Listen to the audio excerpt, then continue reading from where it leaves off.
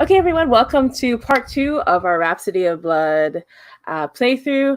And so here are our lovely players. We're going to go around with our introductions, and they're also going to share an awesome moment from the game from our session last time.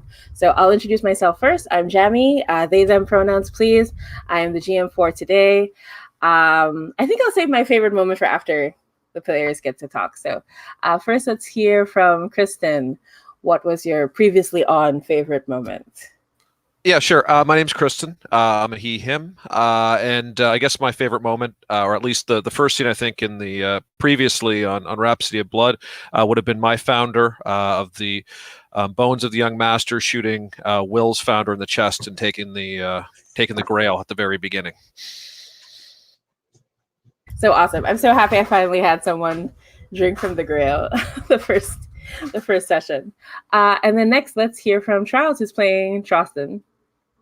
So an element from the first session right. would be the founder, whose name I've forgotten, the founder of the consecrated earth, Neil, his ceremonial druidic staff transforming into a dryad to help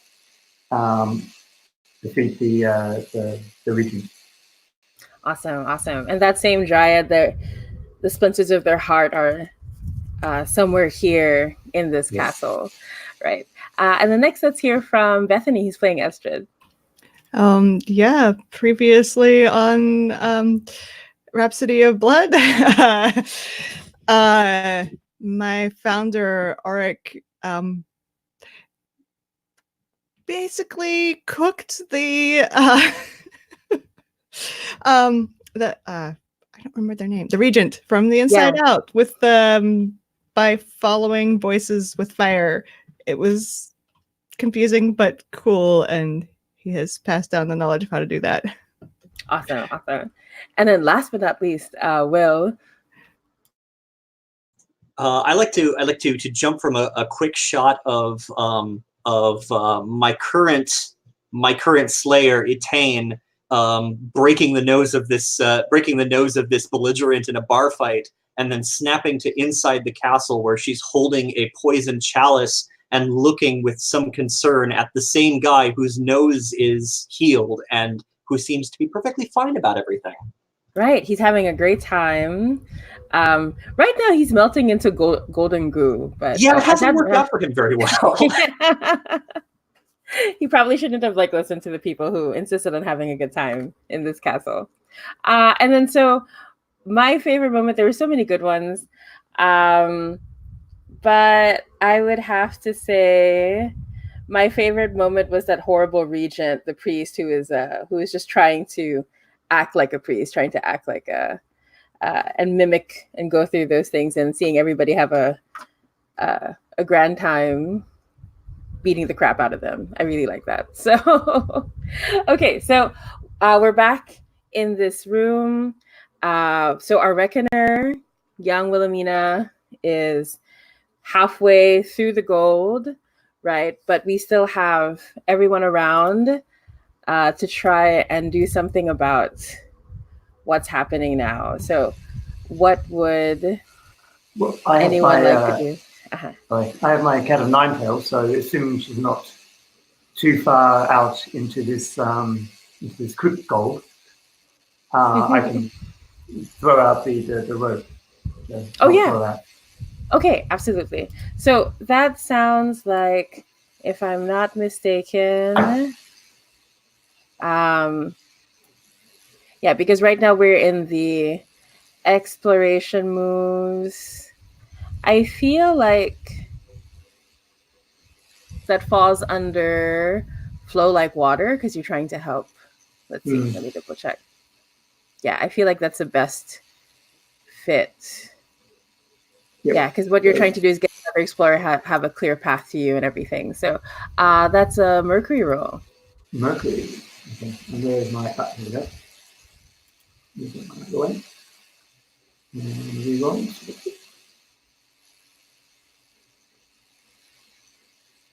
8 plus 1, 9.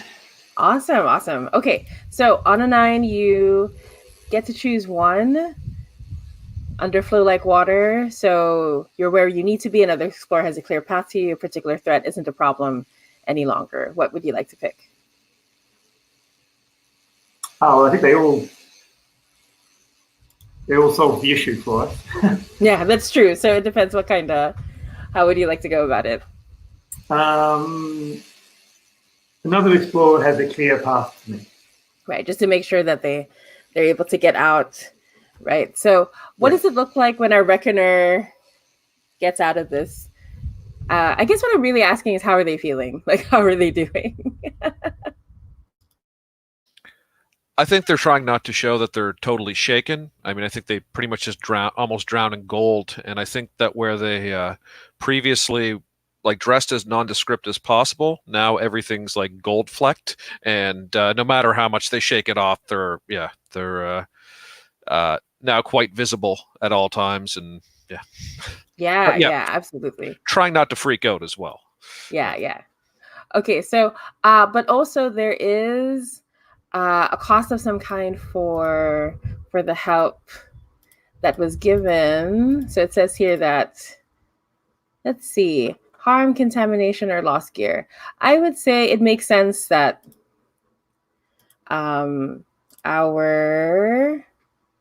there's so many characters to keep track of. Trostin, the mystic.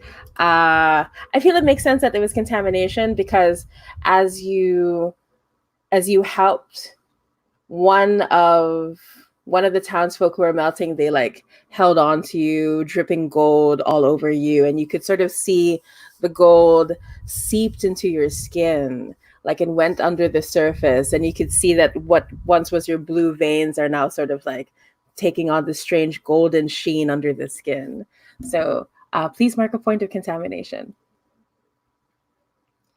Okay, so you are in the clear, a reckoner for the moment. You were trying to travel the labyrinth and leave the room, but people within the room are like nothing horrible is happening yet, but you can tell that they're sort of getting disturbed, like they're going to get into a frenzy soon. So do you want to try to calm down and help the townsfolk, or do you want to move forward, or do you want to do something else? I think I'm going to move forward. I think I'm gonna leave the room, and I actually think I'll use the map that I have for a +2 on blood to do that. Ooh. Okay. Is everyone cool with this? Shall we? Okay. Yeah. Okay. And so just as a reminder, you already have one hold from the last time, right? So, but go ahead and use your map to once again travel the labyrinth and roll with blood. Okay, that's a 10, and the map is now destroyed. Ooh, okay. What does it look like when it's destroyed?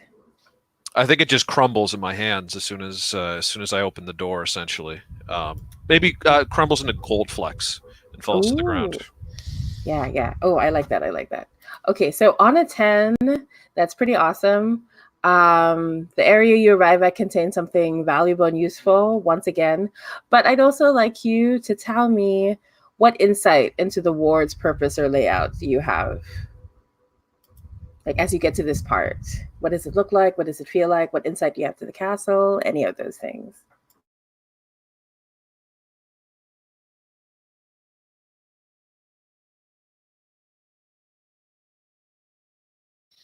I'm open to options. Off the top of my head, I'm drawing a blank right now. Yeah, no worries. So, I'll start. I'll go ahead and give you something to work off of. So as you go through, you try drawing the chalk. I sort of imagine your character is like, thanks for helping me, and then you're just like immediately trying to get back out again. So as you draw the chalk, for a moment, there's this horrible feeling of seeing the chalk sort of glimmer gold as well. But that's just a trick of the light, fortunately. So nothing of the sort is happening, of course. And as you draw, the chalk moves and starts pointing and starts drawing a new door that you're able to get through. And you realize that the castle is eager to have you. You can tell that the Regent is enjoying being able to play these games. But you sort of sense he's bored. Yes, go ahead, Will. Something. If this sounds good, this ward is kind of like a throat and gullet because all these people broke the window and came pouring in, and they're all in the process of getting digested. So this whole ward is kind of like a trap for people coming in. Ooh, okay. I like it. Yeah. And then which means that you sort of feel like you're being moved towards where the gullet wants to take you, right? But you've managed to avoid the worst of it because you did roll a 10 after all, right? So you did find something valuable or useful. I'll say that actually, let's see. Strangely enough, you know that there was an old woman. In the town they sort of called her the Green Witch, quite sweetly. She is an old medicine woman. She knows the old ways, but she's been missing for like quite a few weeks. You realize she went missing around the same time the castle showed up. And as you move around, you see her puttering around. She has something like a huge backpack, right? It almost looks like a tiny house that she's trying to cram everything onto her back. And she's like stooped over and her hair is long and full of leaves, but she looks happy to see you. She's like, "Oh, hello, dears. I was wondering when I'd see someone who wasn't crazy." And she's very happy to see all of you. And so you have found an apothecary. So you can sacrifice a relic to her to create a healing salve, which has 1 use and heals 4 harm. Right. So, and she's like just tottering over here, and she's like really eager to see you. And she goes, "Oh," she goes up to Estrid and starts sniffing. "Oh, I can smell. You've got magic on you, dearie. Would you like to have a little something for your something?"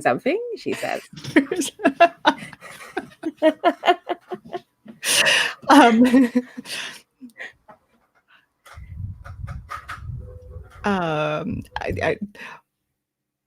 I'm going to ask my my ghost companion.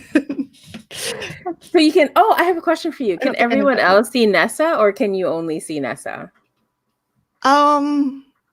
That's a good question. Which is more interesting? I think she can be seen if she wants to.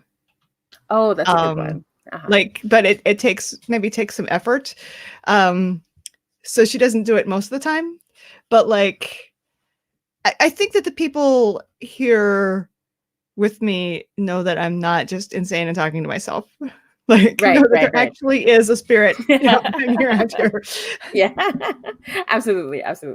So you see Nessa, she goes around the old woman and she looks from side to side and she's like, she reminds me of that teacher we had, the one who taught us herbs, the one who smelled funny. And so as this witch is sniffing you, Nessa is also sniffing her. So that's happening. But Nessa says, "I guess it's all right.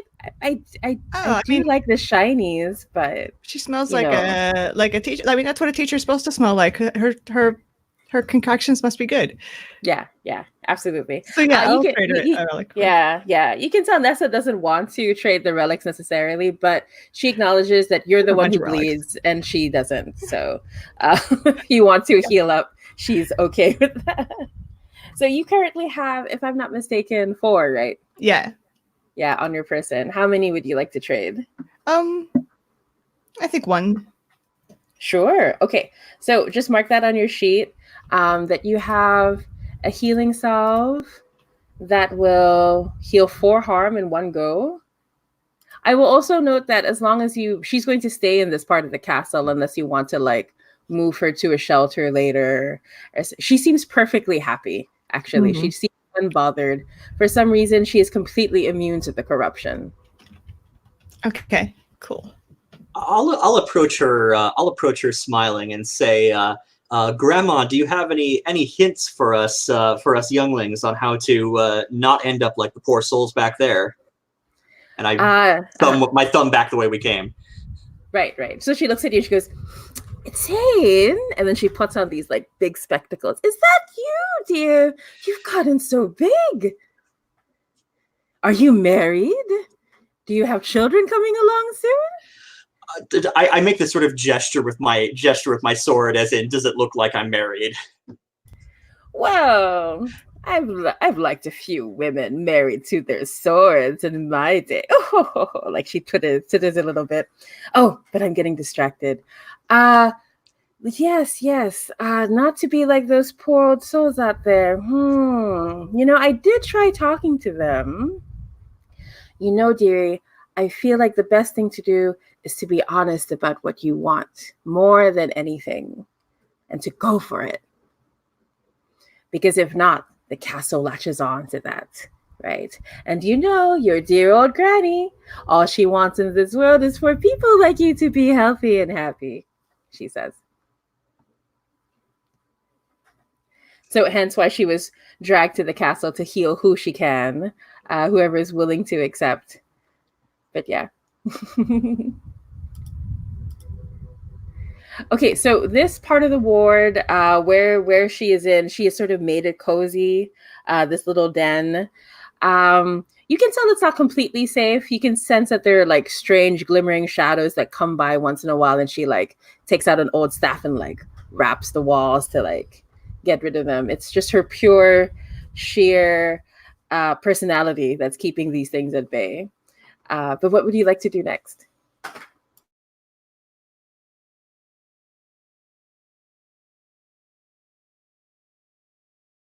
Oh yeah, and I'll note that you have 2 hold now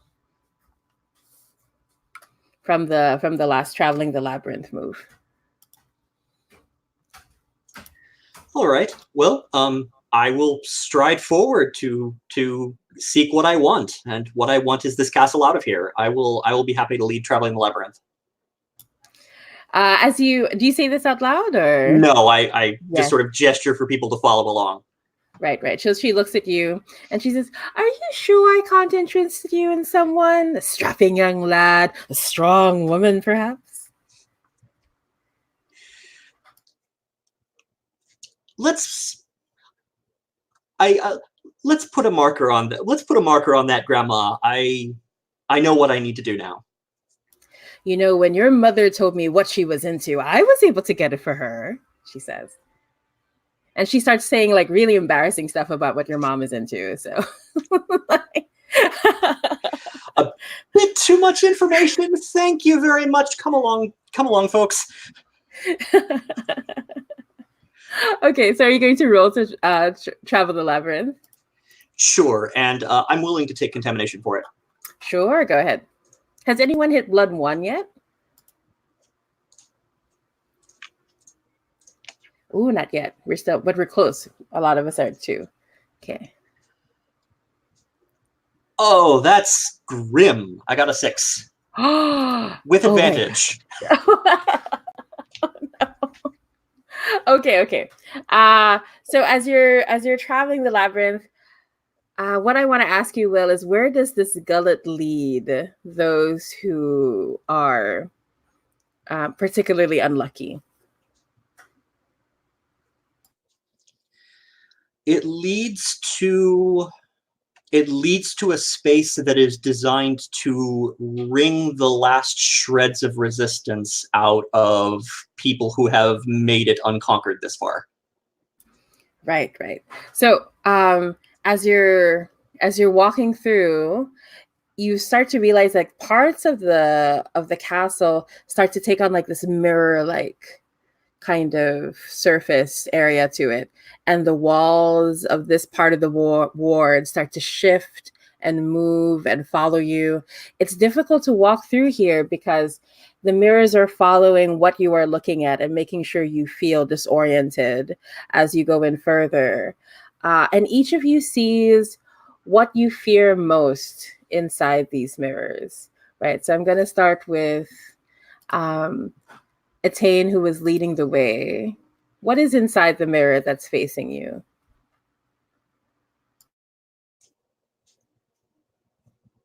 The streets of the town that I've grown up with the cobblestones paved in gold and diamond lining the familiar landmarks. And the landmarks have all shifted into very, very pretty, very sterile versions of what they used to be.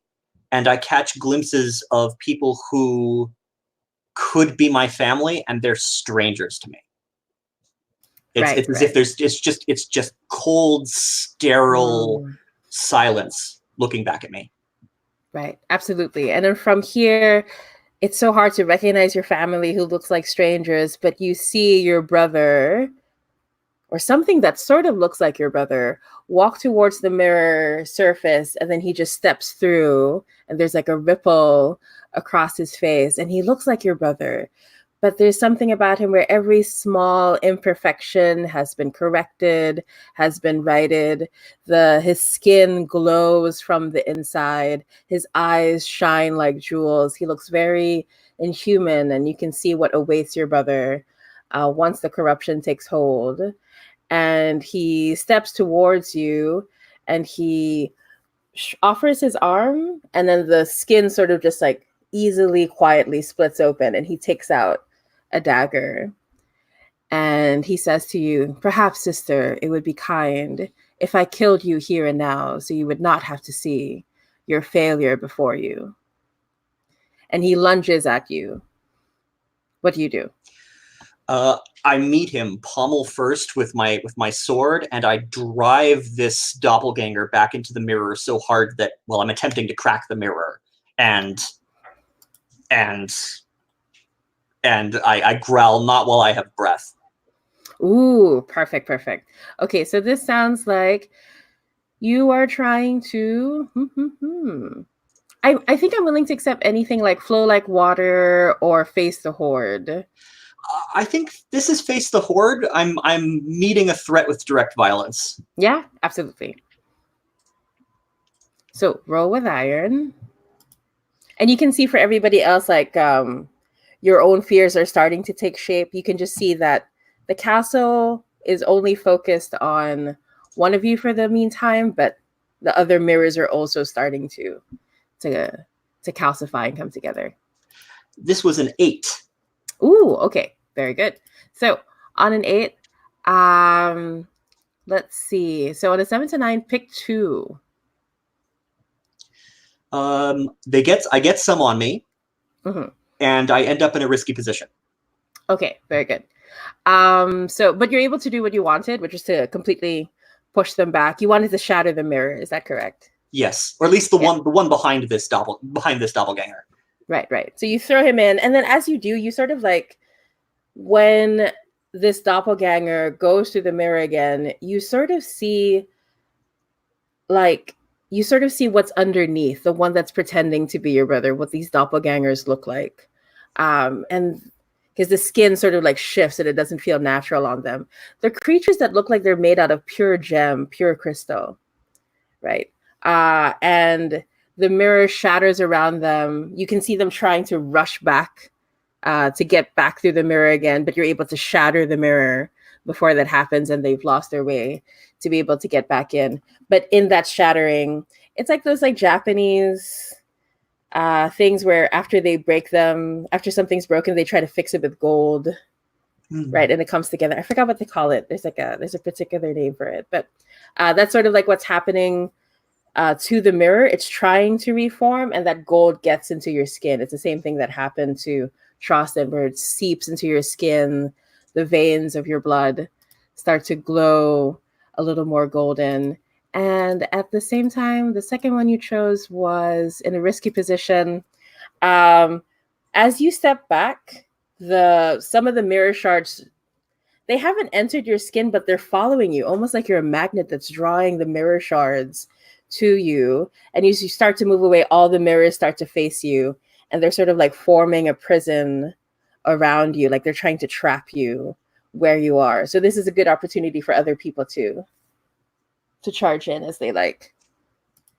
So just to know that what options we have here, we're in the exploration move section. So we can see clear, flow like water.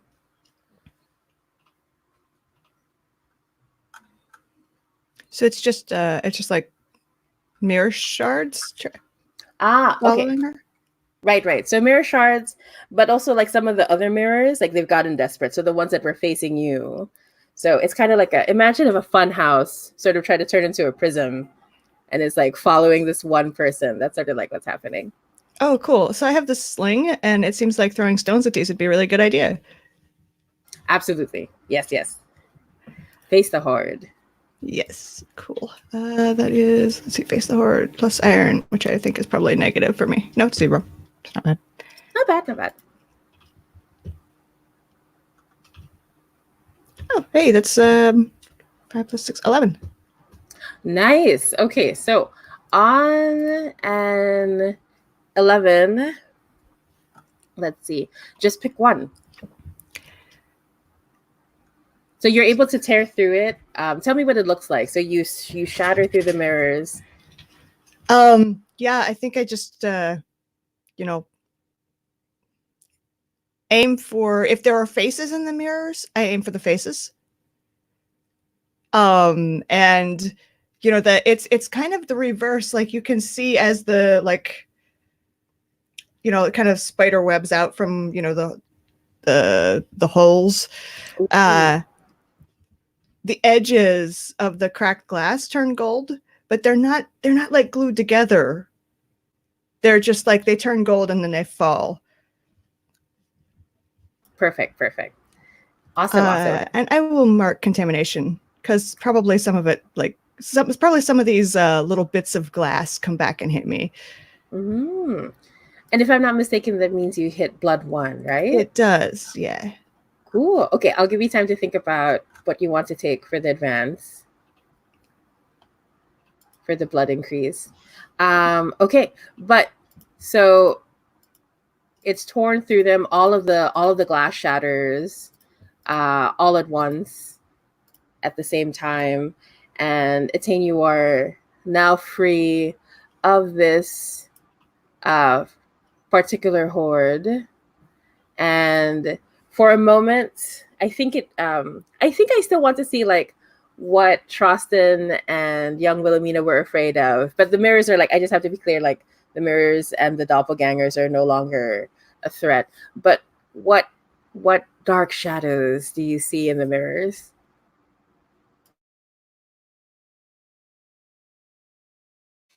All right, so Trostin sees a majestic Christian cathedral growing bigger and expanding out across the land, taming the wild forest, and turning the the sort of poor remains of the druid into basically just a memory and a legend. Ooh, I like that. Okay, how about young Wilhelmina? I think young Wilhelmina sees Vigi on a throne, and he's holding the chalice, and she's reaching up to try to grab it, and he says, "You may have trained hard, but you didn't train hard enough," and then shoots her in the chest. Oh my god! That the founder of Will's group got shot in the chest. Amazing. And then, everything turns gold. Ooh, I like this so much. So good. Like a gold fade, like it was a red fade, except gold. Except gold, yeah. Oh, so good. I like this so much. Is there anything that Estrid sees? Because like Estrid was just seeing faces and shadows. Is there anything specifically? I think let me look at this. I think she sees the faces of, various people that she trained with who got caught in whatever it was that happened that was at least partly her fault and at least partly Neza's fault. And as far as she knows, did not turn into spirits, just died. Like there are 2 people, who there were 3 people who died, and only one of them became a spirit bonded to her, and she doesn't know about the other 2. Oh yeah, like I think I want to take it a step further, that there was one student in your class who was particularly quiet. It wasn't that they didn't have potential, they did have it, but they couldn't master their own fear and their own anxiety and their own they couldn't marshal their own confidence in themselves, basically. And so it was thought that she died in the process, but you see a vision of her making her way to the castle and asking for power. Okay. Right. Nothing terrible, you know. No. And she's definitely not going to want revenge for what. No, of course not. You know, not to show everybody that they were wrong about her. Oh. Okay. So we are currently at 2 hole. You are surrounded by shattered pieces of mirror shards. In the corner of your eye, you keep feeling like they're moving, like they're going to get back up, but everything is quite still. You are safe for now. What would you like to do? I turn to Estrid, and with this sort of sheepish look on my face, and I say, "Thanks, that was wretched." Yeah, and we just got here. It's gonna get worse. I think that's all I say, and then I just like walk to the next room. Okay, so would you like to travel the labyrinth? Sure would. I have 1 blood to add to it now. Oh, nice, very good. Hopefully that'll be enough. Yeah. Oh, did you pick your? Oh, nice. Oh, nice. I did. I picked apotheosis. Ooh, nice. Okay. But yeah, so what did you get for travel the labyrinth? 10. Oh, perfect. Wow, you were like doing consistency. I know. I'm like getting, I'm getting all the good rolls out of the way. Okay. So tell me what this next ward looks like in the castle. This is where, you know how you go into an office building and there's like a shiny, polished lobby, and then there's a hallway that's like maybe a little less shiny, and then you get to the actual offices and it looks like nobody has swept the floor in a few months, and there's like these ratty old cubicles. Yeah, that's the part we're coming to of this castle. Right. It's where the illusions start to fall away. Yeah, I like that.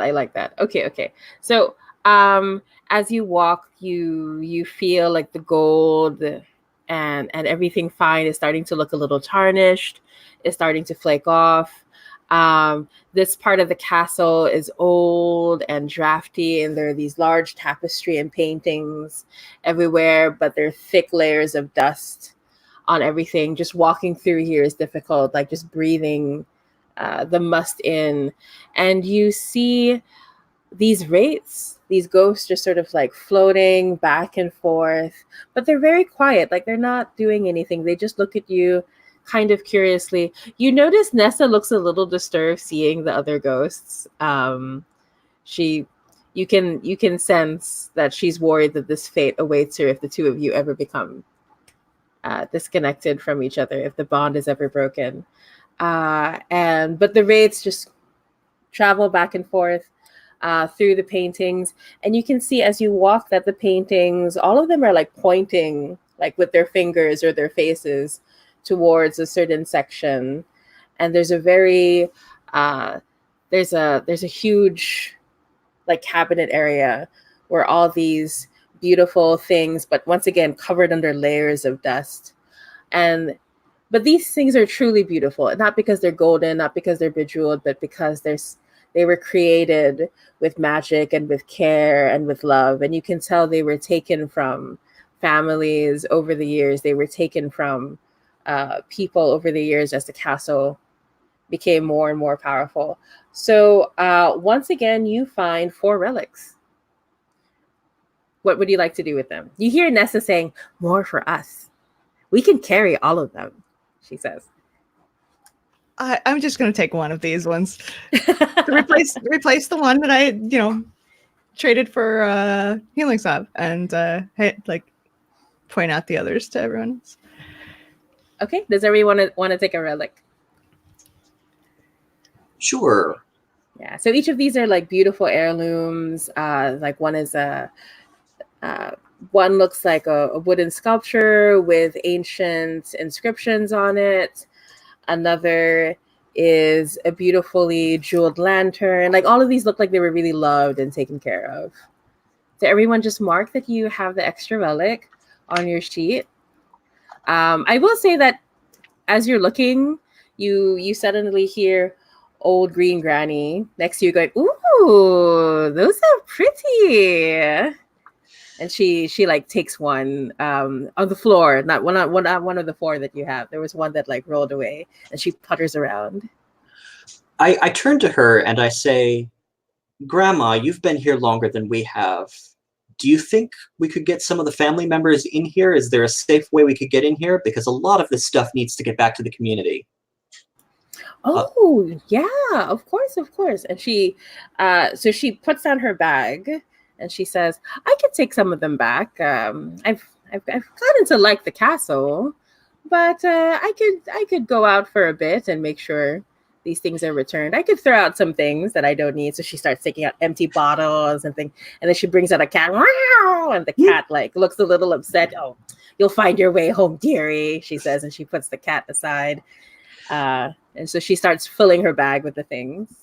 Mechanically, what I was asking is, would this place be acceptable as a potential safe camp, or is it still too dangerous?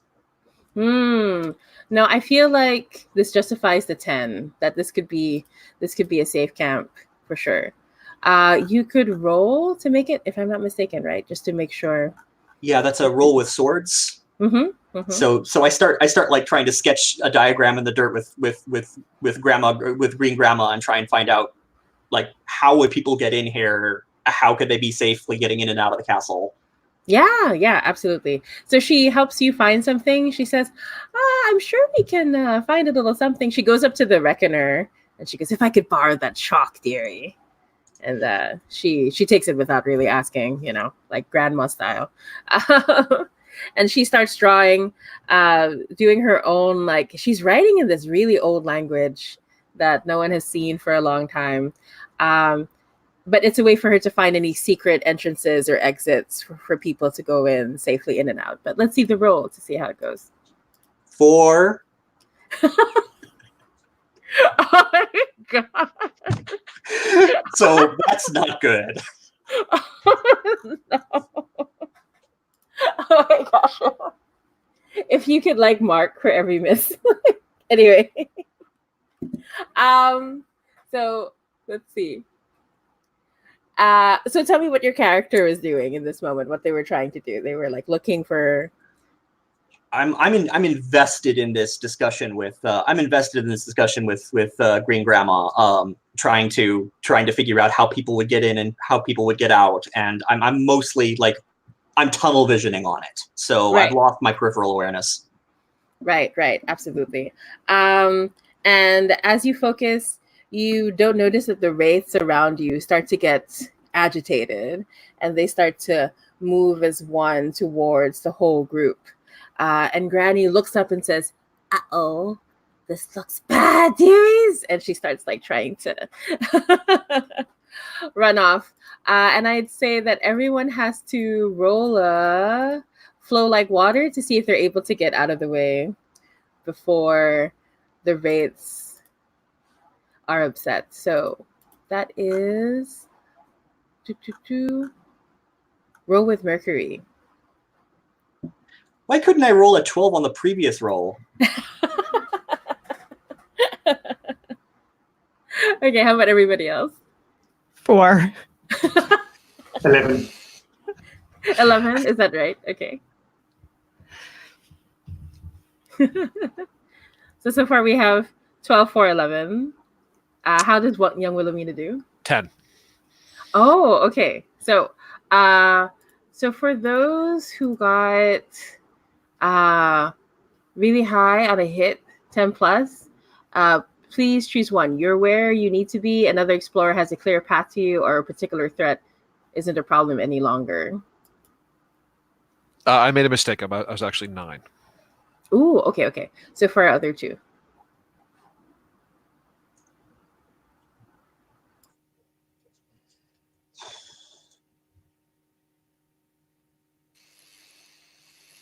I'm where I need to be. Same.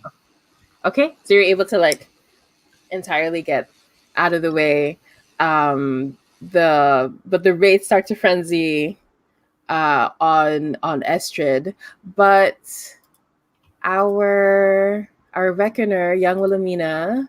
So which one do you choose? You still get to choose one, and I'll just give you a cost.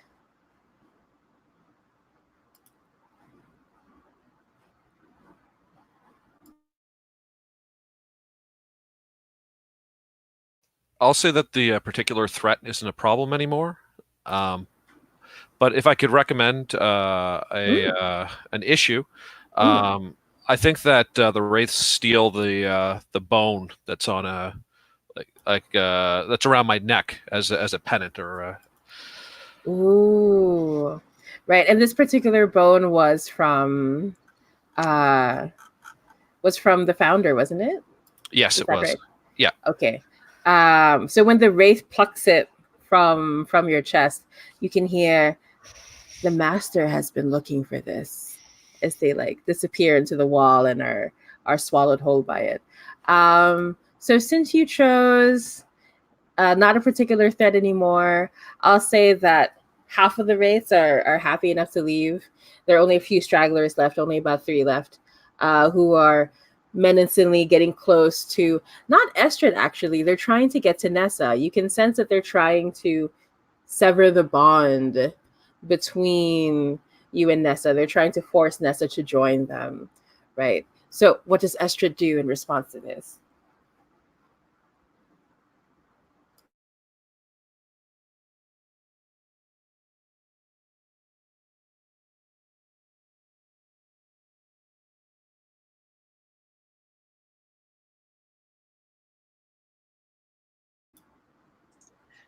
You're muted? Oh, sorry, Oops, I missed that. sorry. I was looking at another tab. Are they intangible foes? Yes, I'd have to say so. Okay, so I think I'm just going to try to fight them off and drive them away. Yeah, sure. So that sounds like facing the horde. With iron, which I do not have. Oh, that's okay. But that's okay, because I get advantage to attack intangible foes. Oh, there you go. Perfect. Yeah, because Nessa's not going to let this happen. She's not going to take this lying down. Right. Okay, so this is iron at 0. 9. Oh, nice. Okay, so on a 9, pick 2. Face the horde. They hit back. You're in the risky position, or more are coming. I think they probably just hit back. Right. So you can feel their touch. Like it's just the feedback of them trying to sever the bond is so strong that it ripples through you. So just take 1 harm, which you can once again mitigate with a minor wound if you want, or just take the harm straight, whatever you like. Let me look at the wound. Oops, again here. Oh yeah, sure. No problem. So if you take a minor wound, choose 1, get infected and mark contamination, or fall back and recuperate, healing 1 harm. So either way is marking contamination. Yeah, actually. So it's just which way I would like to do that. So That's a good point. In that case, wait. No, I would just mark contamination as opposed to suffering a wound and also marking contamination, right? Yeah. Okay, so I'll mark contamination. You know, Sure. they're intangible ghosts messing with me. I'm sure they can do some kind of Yeah, damage. they carry the. So I'll just say that because you got a 7 to 9 and facing the horde, you pick 2, right? So Oh, you pick, they hit back, suffer harm, and then what's the second one you choose? Right. Let me look at this. Yeah, no worries, no worries. Okay, so I guess it's actually you get some on you. And I'll end up in a risky position. Sure. So we'll stick with those 2. Okay. So the contamination that you get in particular, there is a part of you, like it's a very small part. It's just like the second finger on your left hand. It starts to become a little translucent, like the wraiths that are around you. And then there's this strange ring that's put on your finger, but the ring doesn't completely like sit on the finger. It kind of like circles around it, and there are a set of eyes that are etched onto it. So that's the contamination that you got. Cool. Okay. From the ghosts. And I think I'm already missing a finger, so like now it's oh yeah, that's what right. happens to it. Yeah, exactly. Oh my gosh, now my hands match. Yeah, exactly. Yeah, that's right. I forgot you established that you're missing fingers. And you can see Ness was upset about it. She was like, I was gonna propose to her. She says. And so that's a contamination you got. And then but the risky position, I think the rates sensing that you are stronger than they realize are happy enough to retreat and not try any further, especially because the other rates have left. But the whole room starts to get incredibly cold, like you feel it drop by several degrees as all of you breathe. You can see the breath starting to fog in front of you, and slowly the paintings and everything starts to get this, like, aside from the dust, there's like frost moving over everything. You can sense something is coming, but you don't know what it is. I will say though that you now have, despite the misses with traveling the labyrinth, you have 3 hold now, right? So and just as a reminder, you don't have to roll to spend the hold, right? When you leave the area, spend 1 hold to retreat to a safe camp, 2 to find an exit to another ward, and 3 to find the Acolyte Sanctuary. So if you want, you can go straight to the first Acolyte, which you know is Alina. Or you could go to shelter if you like. But what would you like to do? I'm going to look at Green Grandma and look at the paintings around the room, and I say, maybe this isn't the safest place to bring our family. So she's hiding behind like what was a suit of armor that was like rusting and everything, and she's holding the cat. And the cat's like, wow. And she goes, yes, dearie, that might be for the best, but I'll see you at the shelter. I'm just going to go back and take these relics first, she says. But I will say that once you find shelter, she'll find her way. Granny can get anywhere in the castle. She's fine. The only thing we don't have to worry about here is Granny, honestly. Okay, but what would we like to do?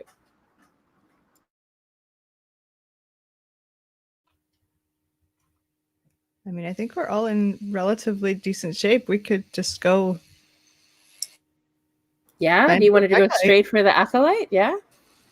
Cool. Is everyone all right with this? Okay, so we spend 3 hold, bringing you back down to 0, but you go straight to the ward of the Acolyte. So as you move through this part of the castle, before you leave, Granny goes up to Etain and says, no matter what's happened to her, dearie, remember, she's one of our own. Just try your best to save her. Promise me? She looks at you with big, big eyes. If she lets me, I'll do what I can. And then she nods and she places her old withered hand on top of yours, but it's a very gentle touch. Despite the years of hard work, her hands still feel soft and warm. And she says, that's the best I could ask for, dearie. And when you get back, I'll set you up with a young, strapping woman. I think I know your type, she says. She doesn't know your type necessarily. She's just saying that. So, and then she totters off. So as you go deep into the ward, it's calling out to you. You've been here in the castle long enough that you can sort of sense where Elena is waiting for you. And there's this large painting, like it goes from all the way from the ceiling down to the floor. And you can see that there's this, the painting features this large warrior in glittering gold armor carrying a dark sword. But it's so high up that you can't see the face. You can only see up to the chest. And the portrait just starts to slowly swing open. And as you walk through, you can feel the cold, whatever it was that was stalking you in the dark, is left behind in this ward as you step through.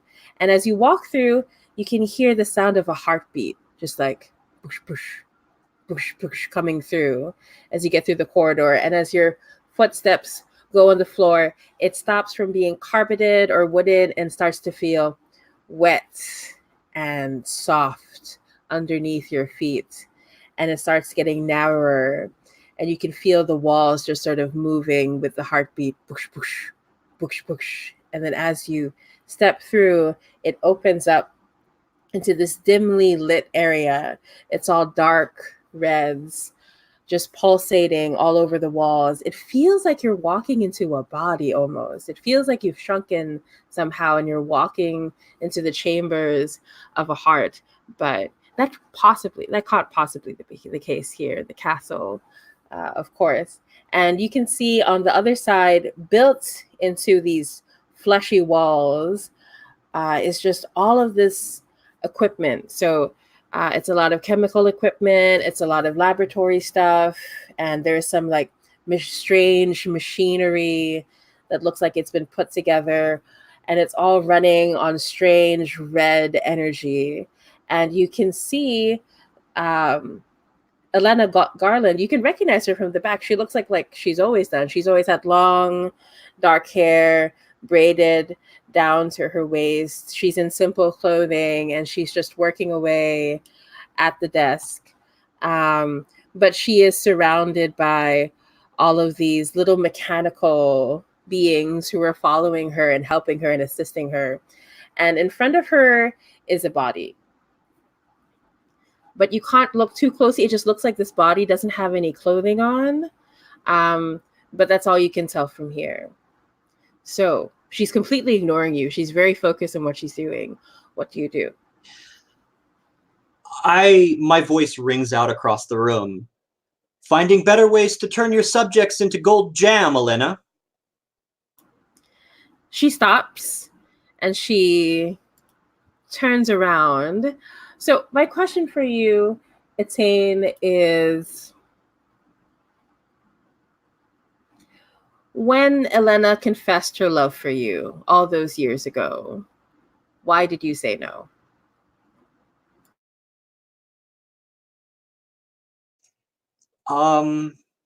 It was perverse. She was above me in She was above me in station, and I mean, my family's not among the more prosperous families in the village. I mean, we're widespread, but we're not high status. And so I thought she was making fun of me. Right. So when she turns to look at you, she has a weary smile on her face, and she looks very, very tired. And she says, "Is this the part where you kill me, my love?" Doesn't have to be. There's no need for that. But you need to leave here. This isn't right, and you know it. She shakes her head. And as you do, you can see that same glassy-eyed look, the one that you saw through the mirror of what's awaiting your brother, right? And you can see the corruption has like set into her, and her eyes look like jewels within their sockets. And she says, "No, I'm doing this for the town. I have to make sure that we're going to be strong enough. I can't depend on what we have. The Regent is right. VG is right. We can become more powerful. We can become stronger. Why don't you join me instead?" Because we're already strong enough. And if we need power, this, and I gesture at the room, this is the last thing we need. And then so she steps aside, and you see your brother lying down on the table, right? And she snaps her fingers, and your brother jerks up, right, and starts moving almost mechanically. And she says, "Perhaps your brother can convince you better than I." And as he gets up, gold armor starts to form around his body. And then he reaches out his hand, and this huge obsidian sword moves towards him, and he charges towards the whole lot of you, right? So this means that we're going into confrontation moves.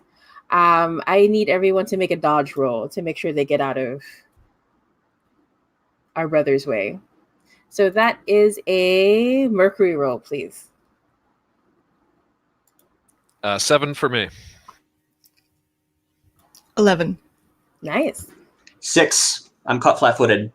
Yeah, kind of makes sense in the context.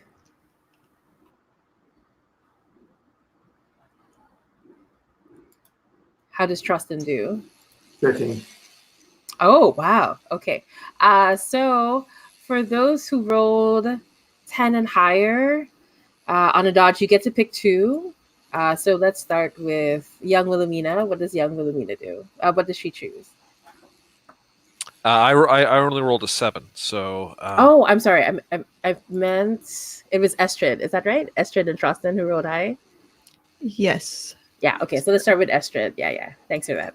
I'm going to avoid getting separated from the others. Mhm.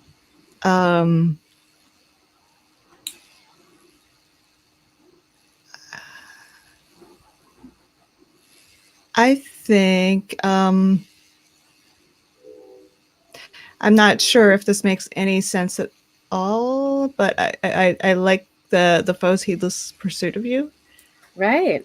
Absolutely. We can have it make sense. So, heedless pursuit. So how are you getting away? Is it Nessa guiding you? Is she pushing you towards something? Are you going on your own power?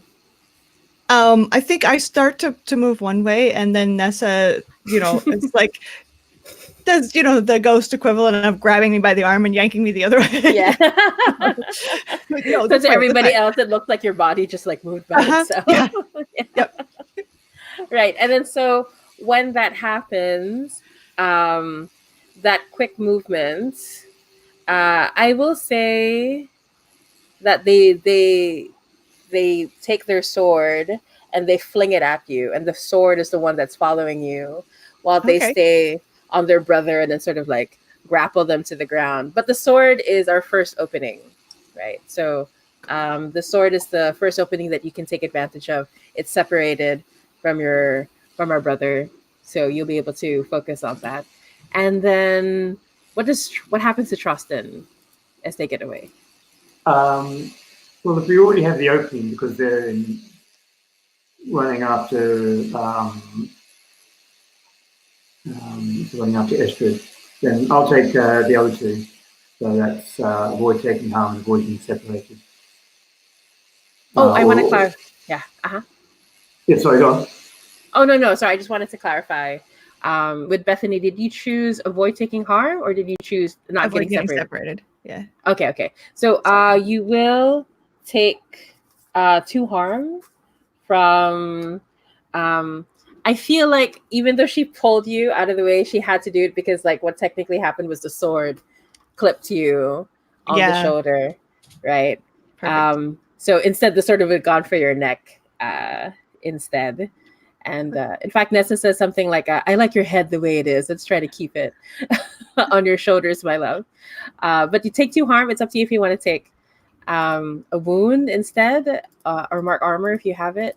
But yeah, going back to Trustin. So Trustin chose to not take harm and to not get separated.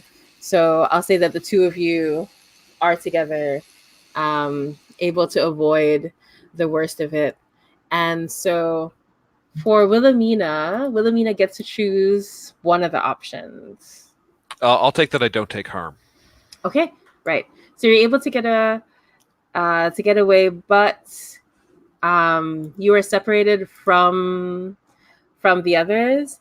You notice like these, because like what as a reckoner, what do you have on you that's precious aside from the relic that was taken? I think I have a crossbow, chalk. I forget the name of the item. Jeez. Oh yeah, a theodolite. A Yeah. theodolite Yeah. and spirit level. Ooh, okay.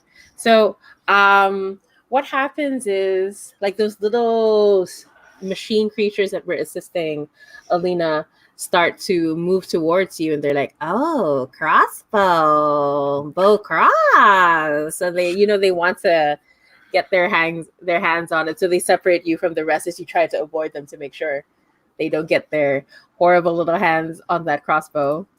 But yeah, so we'll focus on Attain. So you're caught flat-footed. It's difficult because you had just seen your brother's doppelganger in the other ward, and now you're facing what seems to be your brother, what could be your brother, and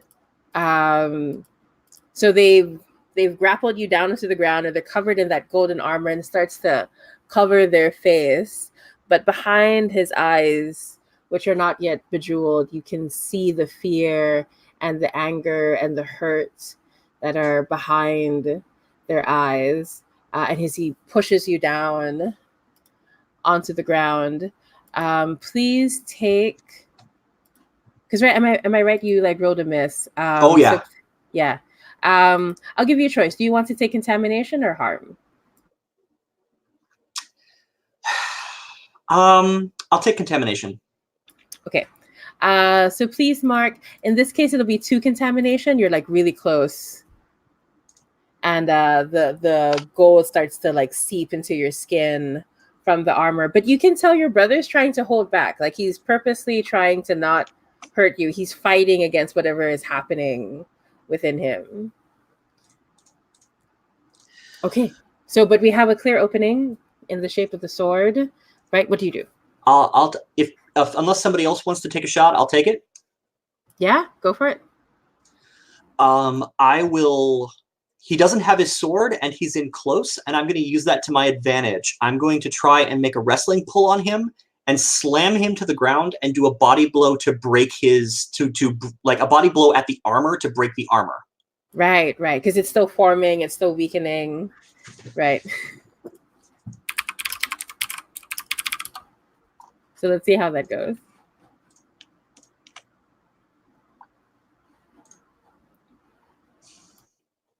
6. Oh no! Oh god. Well, if only I had taken that other blood advance. Okay, so oh my gosh, what a bad time to get a 6. So you try to go for that opening. You're trying to break the armor. Instead, there's this horrible sensation of vertigo, and you're the one who's being pulled instead, and your brother throws you into the walls, and the walls start to like, oh wow, it's just like what happened to you with the founder. Anyway, the wall starts to suck you in and pull you into that beating heart that is the walls of this place, and he traps you there, immobilizes you, and he whispers through gritted teeth, stay out of this, stay here. And then he moves towards the rest of the explorers, right? And he will try to attack. So the sword is already on. The sword is on Estrid. He doesn't have to worry about Estrid. I think he's going to go after Trostin. Right, so Trostin, if you could dodge for me, please. Okay. Right, so he's coming towards you like Terminator style, right? Like his hands are just in front of him as he charges towards you. That's not good. So, and we will flip it. 8. An 8. An 8. Okay, perfect. So please pick one. Which one would you like to take?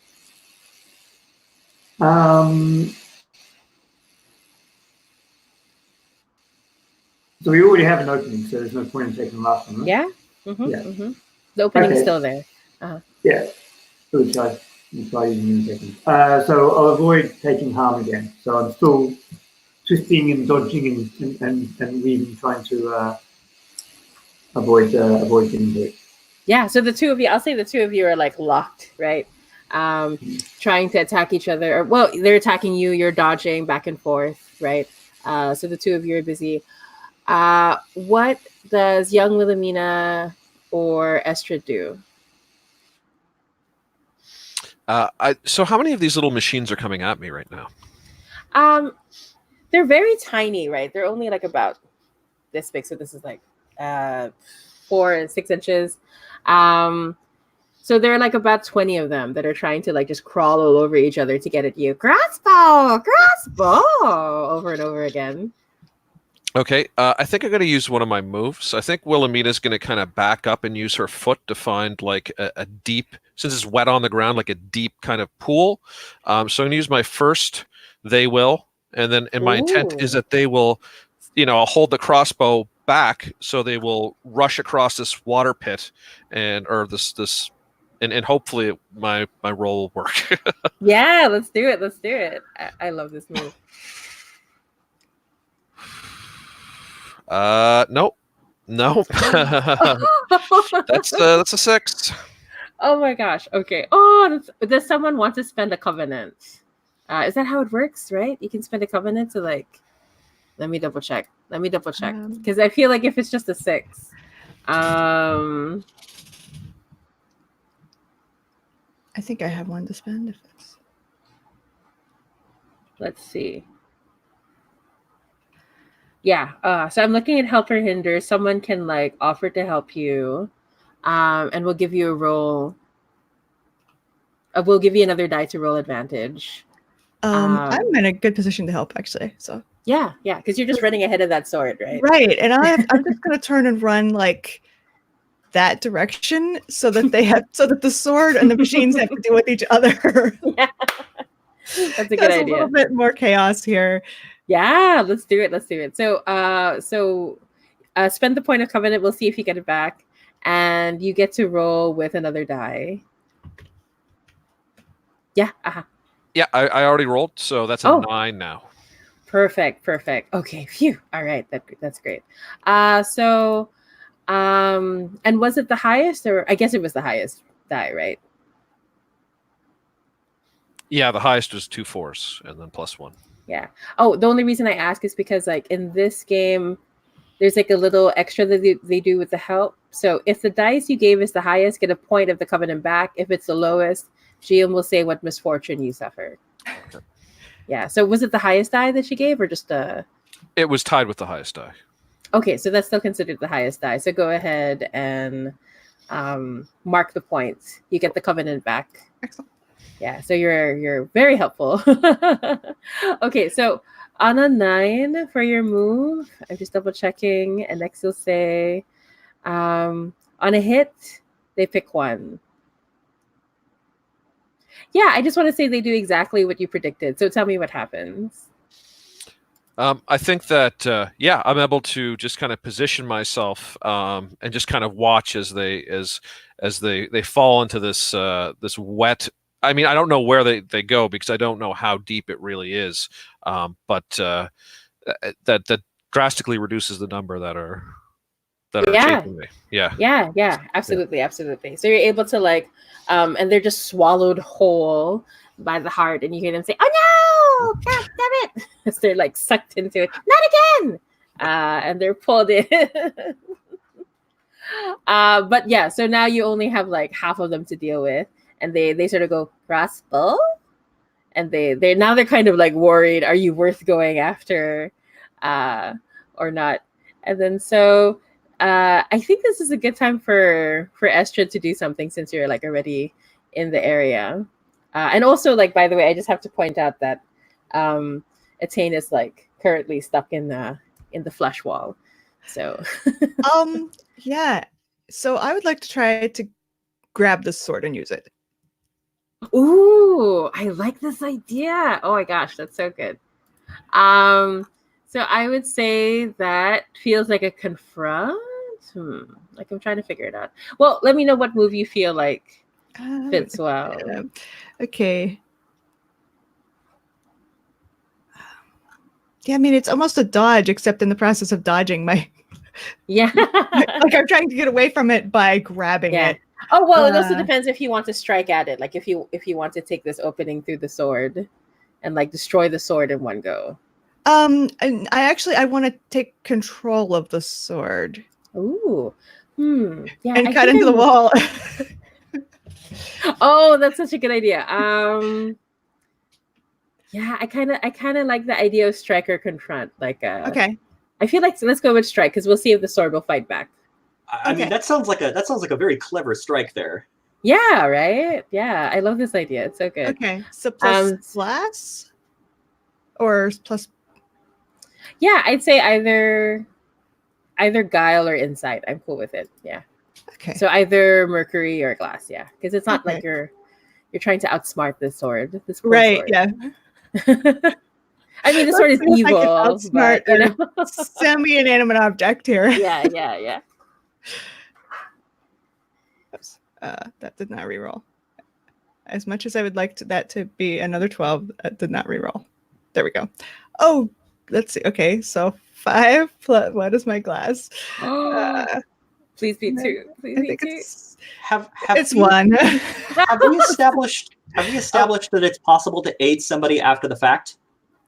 Yes. Because I do have at least 1 and possibly 2 points of covenant with Estrid. Yeah, go ahead. You do, yeah. Yeah. So, also, please note you can like increase the covenant at any time as long as you fulfill the markers. Oh.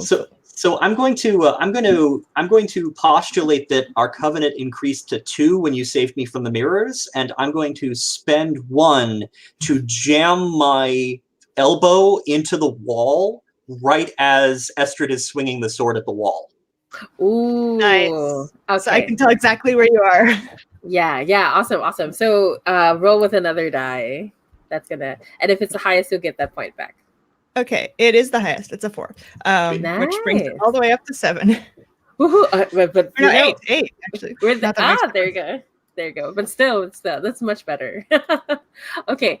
So on a hit, let's see. We'll say that by destroying the quality, it's because you've claimed the sword, right? So now the sword, is your weapon. But also, let's see. I feel that our foe is going to start getting desperate and they're going to frenzy at this point because now you've taken the sword, and what that looks like is but before we get into the frenzy part, so you take the sword, you slash it through, right? Is that what you're... Oh yeah, and please add it to your gear, by the way, that you now have an obsidian sword. Cool. Yeah, I just want to cut into the wall, hopefully not cut into Etain in the process, but I just want to cut her out of the wall. Yeah, okay. I'll just say very quickly what the tags for the weapon are. You have cleave, but you also have fragile because it's made of obsidian. Like it's like dark magic that was powering it, and now that you've disconnected it, it's a bit more fragile. But yeah, but you free them. Etain like comes out coughing and sputtering and but on their feet. And so Trostin, who has the whole time been like keeping this dude busy, starts to see him frenzy, right? And what it looks like is the golden armor like opens up, and like it turns out like on top of his chest, like it's not in his body, but on top of his chest, there's like something that looks like a heart that's like moving and beating, but it's made out of crystals and jewels, and it's floating in front of his heart. But then these like spider-like legs come out of the chest and sort of attach to him. And then he's sort of like forced to like ride along as the spider legs stretch out and the spider legs start trying to attack you. So Trostin, I'll need you to dodge again before you can get in a good hit. So.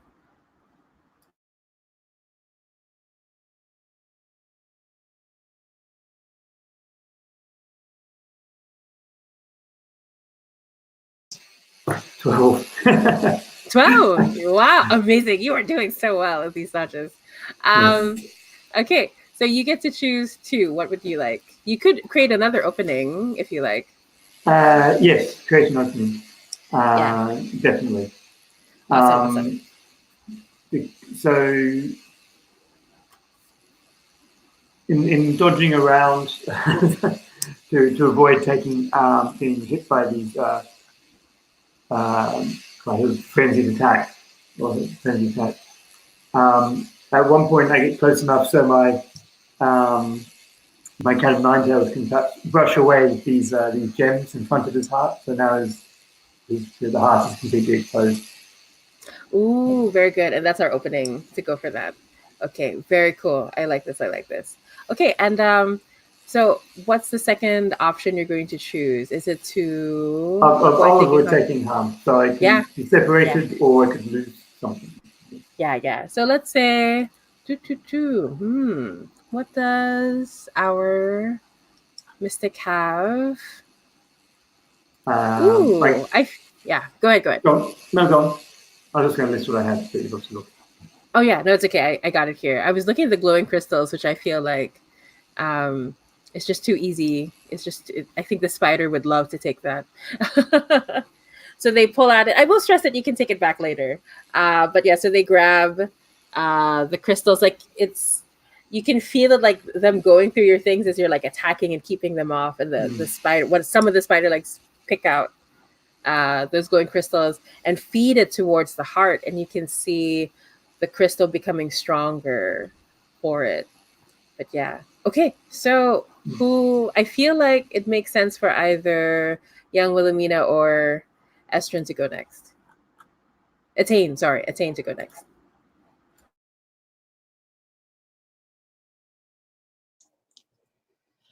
Are there still what's menacing Wilhelmina right now? It's like spider mechanical stuff.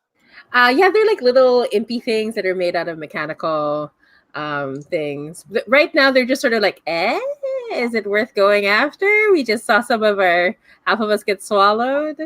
So that's what's happening right now. They're just sort of warily circling her. Okay.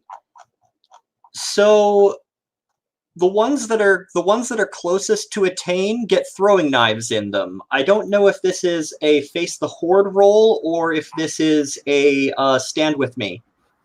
Ooh. Yeah, I feel like it's a stand with me in this case. That seems legit. Sorry, I misplaced my move sheet. No problem. Ooh, okay, sulfur roll. Mm-hmm.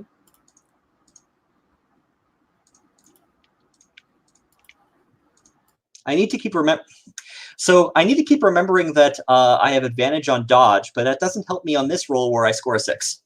Oh no. Okay. I'm so sorry. This is really funny. Well, Attain is enthusiastic. I'll give her that. Yeah, for sure. And she has a lot of heart. So as you throw the throwing knives, what happens is it cuts through them, and they start swearing like shit, like it just like. But then they start to eat. Their bodies start to eat the knives a bit, and the knives start to form them instead, and they go ha ha, and then they have these knife claws that come out, and they attack young Wilhelmina, because now they've been given more confidence. They have a new weapon each. They each have a new dagger.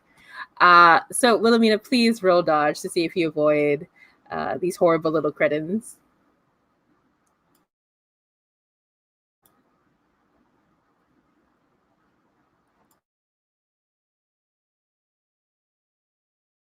I got a 10. Nice. Okay. So on a 10, pick 2. We already have an opening, so I assume you just want to avoid taking harm and you avoid getting separated, right? Is that cool? Yes. Yeah. Awesome. So you are, in fact, with that 10, I'm going to say what happens is you dodge to the side, and then the other set like go, oh no, and then they fall straight into the same thing that the others got swallowed into. You're like, God damn it. And they get like swallowed up. I'm whole not getting those entirely. knives back. Yeah. And but Wilhelmina is now safe. But Charleston has been like handling this dude on his own. I will also say that Elena Garland is nowhere to be seen. Like you have been we don't know where she went in this place and where she could turn up. But I think it's a good time to ask Charleston or Wilhelmina what they would like to do. So we have a heart that's exposed right now, right? That is correct. You have an opening. I'm gonna take my crossbow and in the exact same pose that was in the first episode, I'm gonna fire that crossbow right at the heart. Ooh, nice. I scream, "Don't you dare!" and I'm too late. Awesome. Okay, so that's definitely a strike roll.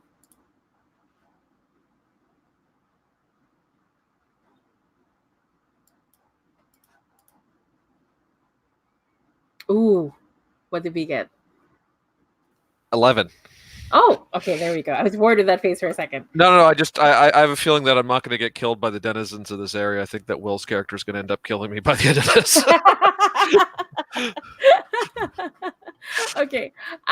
So on a hit, you destroy that quality. And it's and it was an 11, so we don't even pick one of these things. So what happens is the arrow comes through, it flies straight into that part where the glowing crystals were being fed. It had a slight weak point there because it was so greedy. And your arrow goes straight through, completely shattering that aspect of the spider, and it falls off of your brother's body, Attain, and then the crystal, like it's sort of like when a spider is like sort of killed, like it goes on its back and it's like legs are up in the air and it's trying to drag itself away because it's in pain, and it sort of like embeds itself into the fleshy wall and disappears straight into it. You also like hear somewhere back there one of the little guys go, "What the fuck are you doing here?" And then it disappears. So your brother now like sort of like pulls back. He's recovering. He's down to his last bits of strength, and he's heaving and he's pushing back. But the armor presses further into him, and you see him become bigger and stronger. And he gets really, really desperate. He's going to move towards Trostin, who's in front of him, and try to take a great big blow. So let's see how we do with the dodge again. Have to fail it eventually, don't I? Oh, no, don't say that. If he's still frenzied. Okay, we will select it. There you go. 6. Oh, what? Okay. Ooh. Yeah, okay. So he absolutely frenzies. While you're trying to attack him with your weapon, he grabs it by the end, sort of like wrapping it around his arm, and he grabs you and he flings you towards some of the instruments. And he's especially strong. He's angry. He's frenzied. So please take 3 harm. But once again, you can mitigate it with taking a wound if you like. I'll just take 3 harm. Okay, go ahead. Right, so you crash against it. It takes you a while to recover, but he still has that opening, I want to stress. So this is a good time for anybody else to come in. I will say that Nessa is sort of whispering, "This is our chance for glory," she says. I have his sword. You do have his sword, that is true.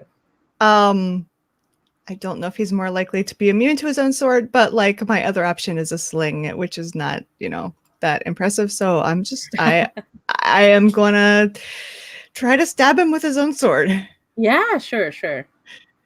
I'm going to spend a point of covenant to hinder you. Ooh, I'm going to shout your name as you go in for the strike. Okay. Cool. I already have let me see. Oh, I have 0 iron, so that makes it.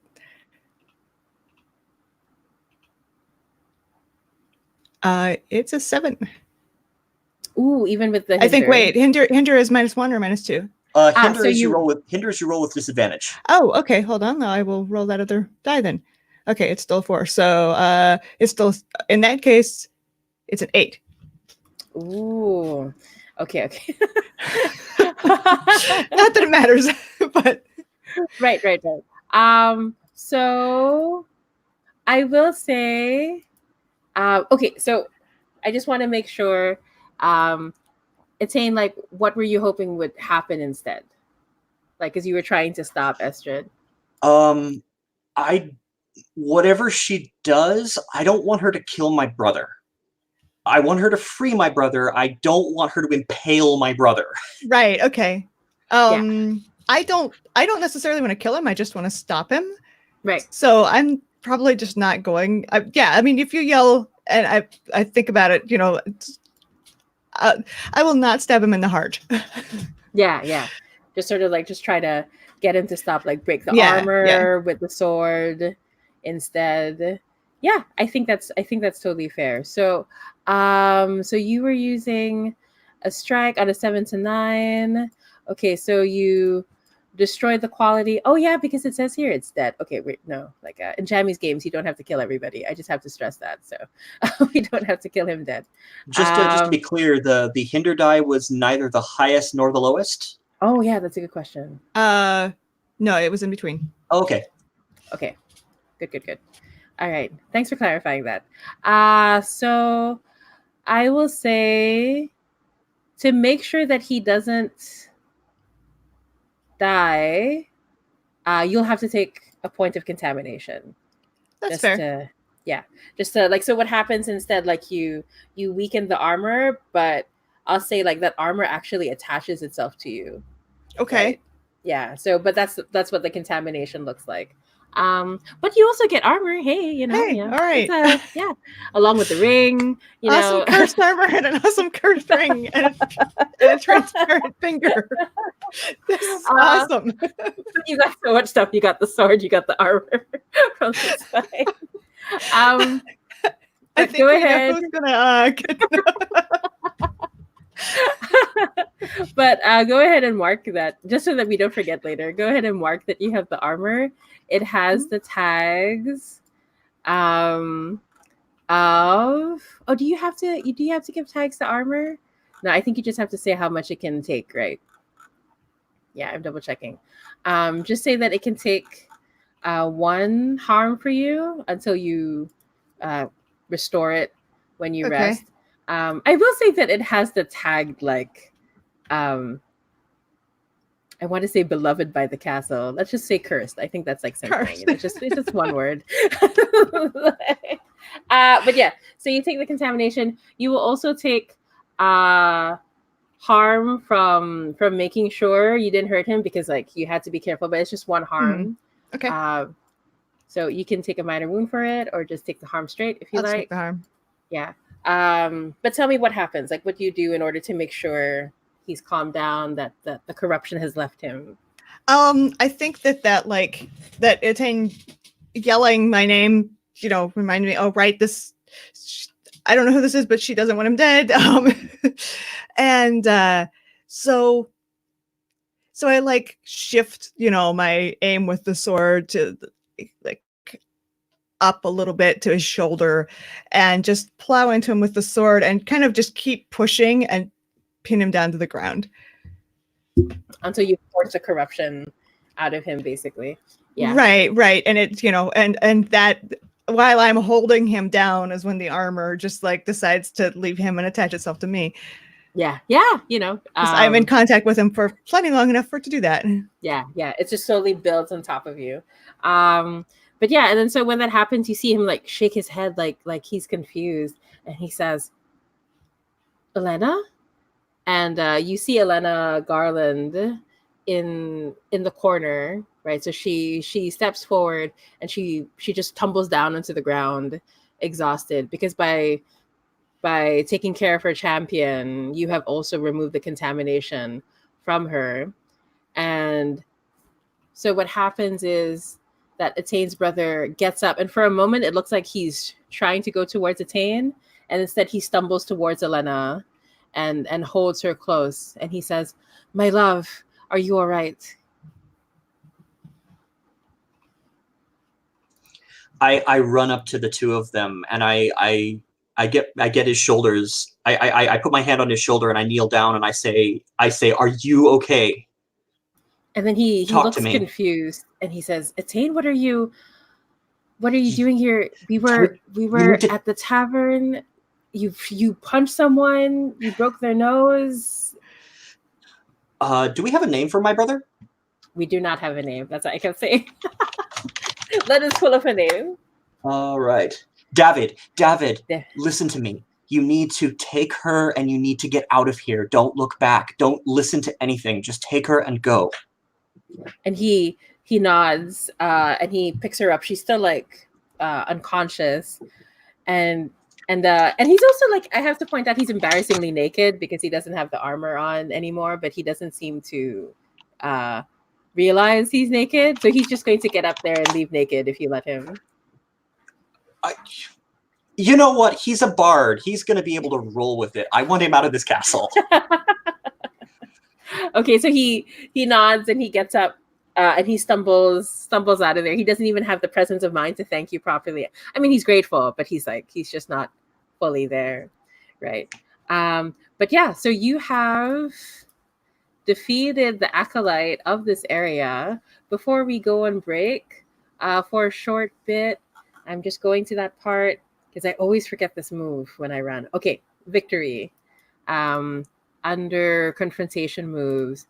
When the foe is defeated, everyone's still living. Wow, they really assume people like that's so. Everyone's still living may raise blood and add 1 to their covenant with each other. But it's up to you if you want to raise the blood or not. Like it's not something that has to happen. And the covenant as well, yeah. I'll raise blood. Mm-hmm. Yeah, I would like to argue that my covenant with Estrid is currently 2 before that raise because she has saved me twice, and I burned one of those points hindering her. Okay, and then I want to add a point to it, so that would bring it up to that would bring it back up to 3, I think. Yeah, I think so. Yeah, and then just we can double check our covenant moves because we may have been triggering them. Yeah, I don't think I'm going to add to blood, but I think I will add to the covenant. Yeah, because you've been taking a lot of that head first, face first. Yeah. I think while all this is going on, Estrid is just kind of sitting there looking very dazed, wondering where this armor came from. And this in pain. What the hell just happened? And Nessa's just like, wow, you were so awesome. You did so well. I'm going to tell all the other ghosts that my girlfriend's the best. Estrid, I look up at you with tears in a mixture of relief and concern because I'm taking in the fact that you look like you've taken on a lot of the castle's darkness, and I say, thank you. I have no idea what just happened. What? Wait, no, you're welcome. I think I'm okay. And Nessa says, okay, you're doing great. You were awesome. You were super cool. I'm so proud of you. Thanks, Nessa. Let's not do that again. Let's name the sword something. We're now sword lesbians. That's really cool, right? Wrong game.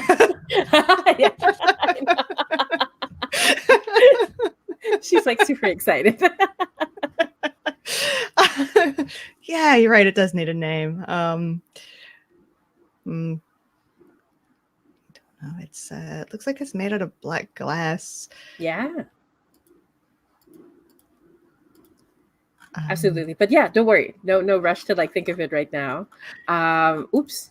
What I'm trying to get to the part. So this can be claimed as, I'm just checking. Yeah. The faux sanctum becomes a place of power usable for a forward base. Right. So you don't even, if I'm not mistaken, you don't, let's see, usable for forward base. Um, yeah, so you can claim it as a place of power for anyone who wants to do that for their bloodline. Please note that if your bloodline chooses to take it, then your bloodline's appropriate power that's attached to your forward base will be activated. So we'll get into that into a bit. But I think what I'd like to do is for us to take a short real break and then come back to our characters and have them take a break. Does that make sense? Right? That sounds good. Okay. How about a 10-minute break? Okay. For everybody. Okay. So it's 46 after the hour now. So we'll come back at 56 after the hour. Is that cool? Did I do the math right? I did the math right that time. Okay. All right. Sounds So good. I'll see everybody in 10 minutes. Thank you. Thank you.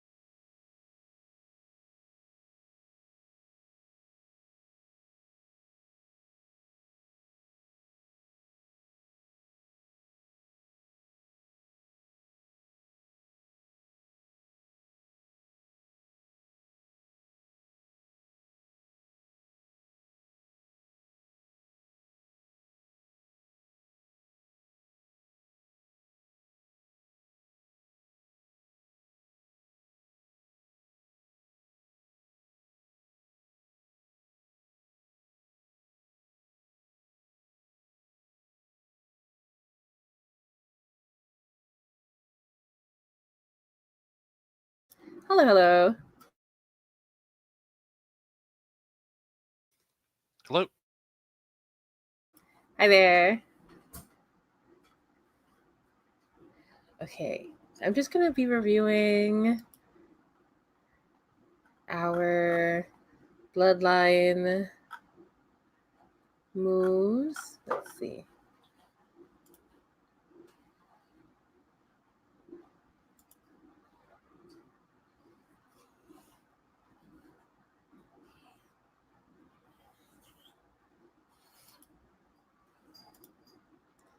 Hi. Okay, everybody's back. Hi.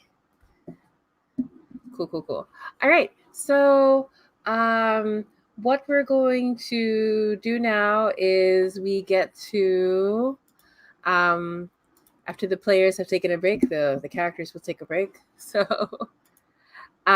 you'll notice that on your bloodline character sheet, which is also in the character keeper, you each have a shelter move. So in the character keeper, it's the first move in your character sheet, in your bloodline character sheet. So for example, our magi have the shelter move of when your explorer finds shelter in the castle, they may lead the group in a ritual of controlled corruption. Wow, that doesn't sound like problematic at all.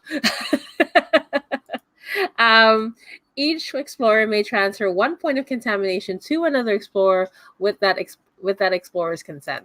Right. So everyone has like their own shelter move. So this is a good time to figure out which one you would like to have activated. And then that person can roll for their bloodline to create this forward base.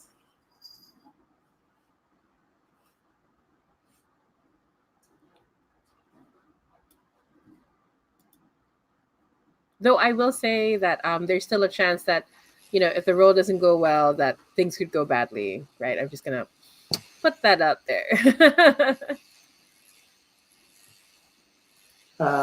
So people can decide. For Trostans, everyone gets a hold to avoid a curse spell or mystical attack, presumably later on. That power of Trustans that means that the camps are immune to attack is pretty nice.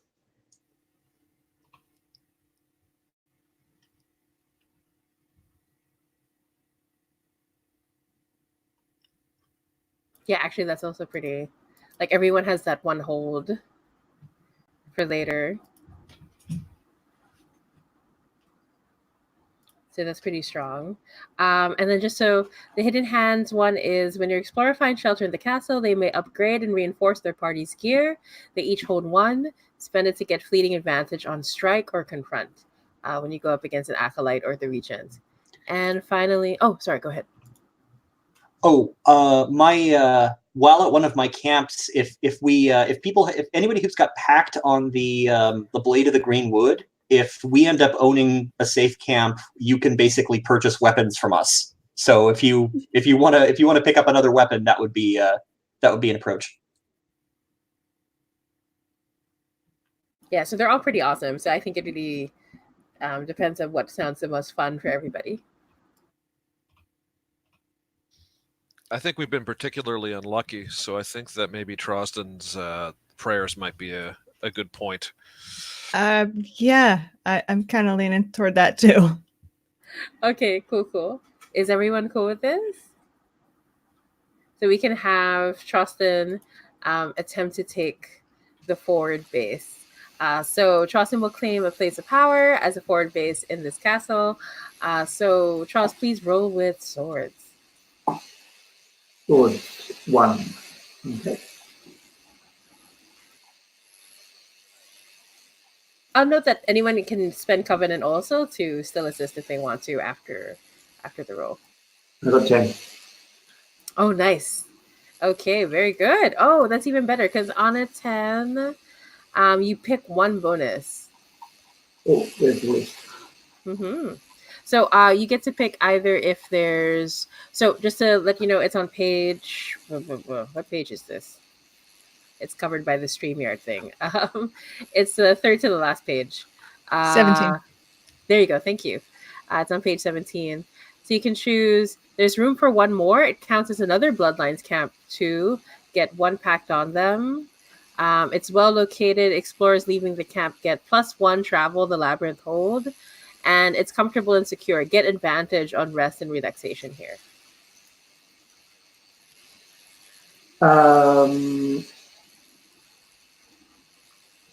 What do people think?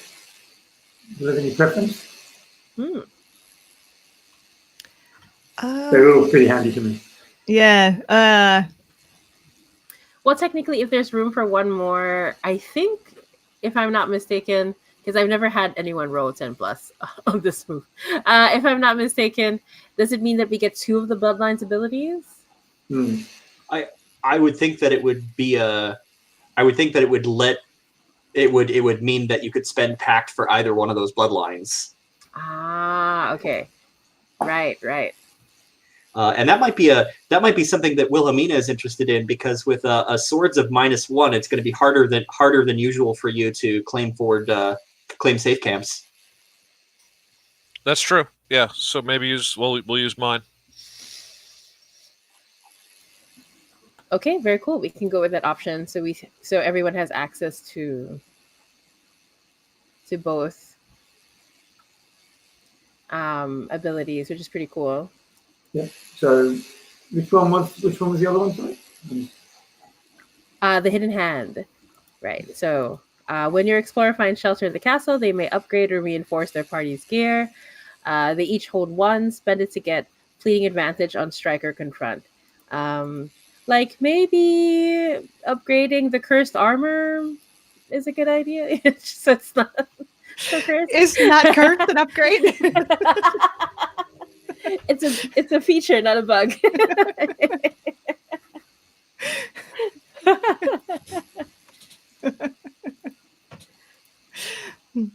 I just love how it's our magic wielder bonded who's like just carrying all the cursed like contaminated items. Yeah. No, if making it uncursed is an upgrade, I will be happy to accept any help with that. So good. Okay, so you have successfully taken the camp. So everyone gets to make a bloodline move. Oh, I keep forgetting that arcane power is a thing that we can do. When you use the castle's cast-offs to empower your bloodline's actions, spend 1 relic to get advantage on a roll. So this is for any of your bloodlines moves here, so you can like throw in that relic if you want to. But yeah, so what you can do now is rest and relaxation, resist doom. We can also do reinforcement. So what I feel like happens is that in this, as it's claimed by Troston, what used to be these fleshy walls, this beating heart, that part of the corruption recedes and it becomes the room that it used to be in the castle. What it reflects is like a workshop that looks suspiciously like a workshop from back in the town, right? You can tell that the castle is copying what it sees in the town. So it does look somewhat familiar to you. But yeah, so now it's much more homey. There's an easy way for reinforcements to go in and out here in this part of the castle. Right, so what would people like to do? Rest and relaxation for trusting. Yeah, I think. Okay, that makes sense. So for rest and relaxation, I'm just going to read it here. When you provide 8 to characters in a safe camp, roll plus chalices. On a 7 to 9, pick 2, and on a 10 plus, pick 3. So anyone can do this because it'll be each explorer will heal all harm or heal all wounds, and so on and so forth. I will just want to note that the Regent's clock doesn't tick down if that's not chosen. The clock will move forward because it takes time to rest up. Though, because you were able to defeat Elena Garland, what was supposed to happen on her tick won't, right? So the contamination, that's no longer going to happen in the town, right? Because you were able to defeat that acolyte. But yeah, so who would like to make the actual roll? Trostin or Estrid? Someone with chalices. Trostin's got the best chances of all of us. Okay. Okay, Chalice is at 1. Right. You roll. 7. Ooh, okay. So on a 7, you get to choose 2. What 2 would you like? All right. Well, heal or harm. And then how are other people? People have wounds or things like that they need dealing with. Is it wounds, resupply weaponry, Regent's clock doesn't stick down, or each explorer may form a new covenant.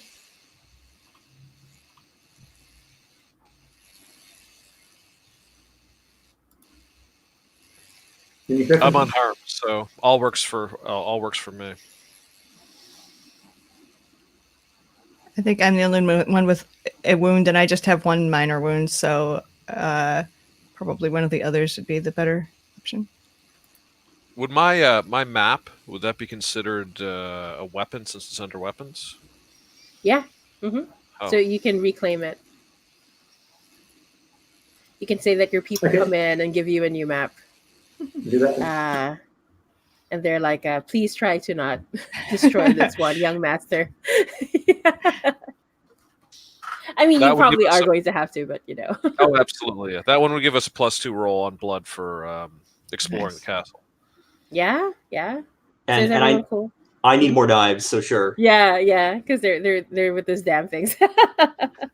So you get a new set. Okay, so I'm going to go ahead and don't worry about the clock so much because actually it's quite a lot. So I don't think we have to worry too much if it just clicks down 1. Okay, and let's see. Is there anything else we'd like to do? Because Resist Doom is pretty cool. I was thinking Resist Doom. Mm. Yeah.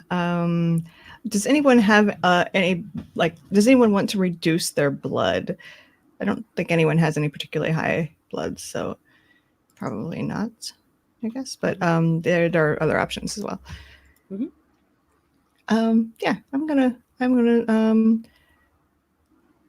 let's see, choose 1 for each relic spent. Okay, cool. I'm just gonna spend 1 relic and roll +1s.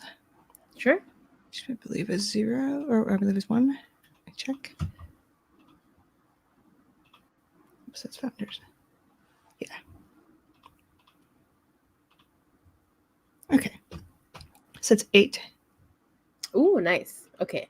So on a hit, which one would you like to choose? The Bless a Weapon?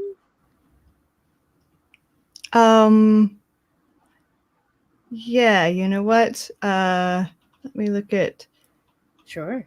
Attain's weapons, who she seems to be the Are what's your you weapon? Are you willing to accept the aid of the Are you willing to accept the aid of the Blade of the Green Wood in performing this ritual? Yeah. All right. So I'll scratch out some symbols and I'll take some of my hallucinogens to see if I can lend visions about this upcoming. If I can get visions about what this acolyte we're facing is going to look like. Nice. And you can roll Resist Doom with advantage. Cool. Let me re-roll that. Yeah, there we go.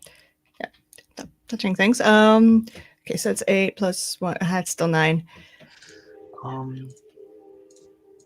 I do, I think, get an additional pact on. I get an additional pact score on you because the die I gave you was the highest. Ooh, nice. Yep. Very cool. Okay. But yeah, but we'll say that that's part of the blessing, like those illusions still come through. So which weapon you wanted to bless? One of Attain's weapons, is that right? Yeah, I think that I think she's the obvious one to go for here. I gladly give my sword up to you. All right, I will bless the sword and We make don't want to it. bless the cursed obsidian sword. I'm joking. I'm joking. Would they counteract the curse? No, I think I think we'll just go with the runed short sword. Yeah, that was like much more straightforward. But I will say that you, in order to give it the holy perk, to gain insight on the acolyte, the next acolyte, and the regent, I'll say that you see visions that in particular our founder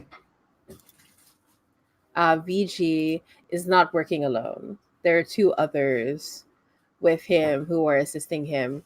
You see one person, the person is probably stretching it. You see someone who, it's like a skeleton that's just completely covered in gold with rubies for eyes. And the other person who's assisting VG just looks like, like those anatomy classes where you see someone without the skin, like what the musculature looks like. Like it looks like that, except the muscles are like coated with silver, and they have emerald eyes instead. And the three of them are talking to each other. The two of them are whispering things to VG, dark and terrible things. So you have an insight into what's going on with VG as the regent.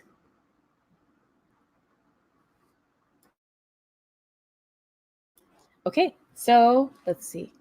Is there anything else we'd like to do before we move forward? So I sort of intone bone and flesh. Both are set against us. Which do we fear more?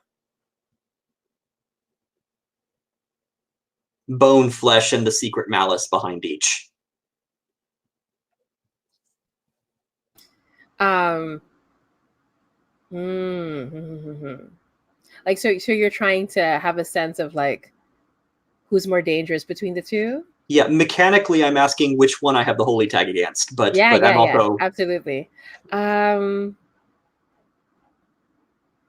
It feels like it's the bones. Because I feel like it's such a good idea that it's a bones because like the bloodline is called our bloodline is called the bones of the young master. So you have the holy tag against the bones. I think if I'm going to break it down further into the meta, what's happening is that the qualities that you have to attack are not inherent within VG. Like there are two others that represent those qualities. They're protecting him and fighting for him and embodying his desire for ultimate power, basically. So you will have an easier time taking out one of those qualities, the skeletal one. But yeah, okay, excellent. So with that, I'm looking. Do we want to go further? Oh, I will also say that, of course, Green Granny shows up and puttering about. Oh, this is quite comfortable, dearies. And she like brings this strapping young man towards you, Attain, and she says, "How about this one? I picked him up just today. I hear he can last all night." Grandma, perhaps you should cast your eyes to my brother because he seems to have found quite the catch. If you know what I mean. Well, he just took up your seconds, didn't he, dearie? I wish him the best that he can find. And then she nods, and then she goes over to Trostan. Would you like this young strapping man? Like, and starts pushing him towards Trostan. What does Trostan do?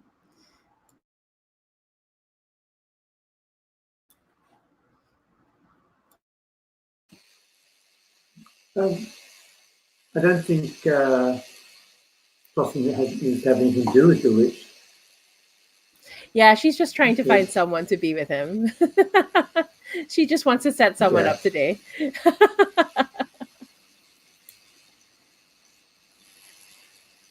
And she's like looking at you with bright eyes. Yes? No? Lighter hair, perhaps? No, sitting in my monk's garb, I can. I think I have defense. Bless her heart, she's trying. She's really trying. Yeah, and then so she goes, oh well, and then she goes off, and then and the dude is like, what's happening?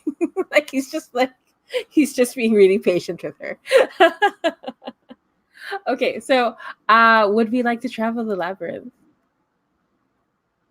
Oh, by the way, because Granny's here, you can still exchange a relic for a salve if you would like to. She still has that ability. Does anyone want to take advantage before they move on? I have the ability to kind of sacrifice myself instead of a relic. I can take one contamination instead of getting rid of a relic. So I think I'll do that. Cool. With Green Granny. Yeah. Awesome. So, what does it look like when you do that? Like, what part of you do you sacrifice?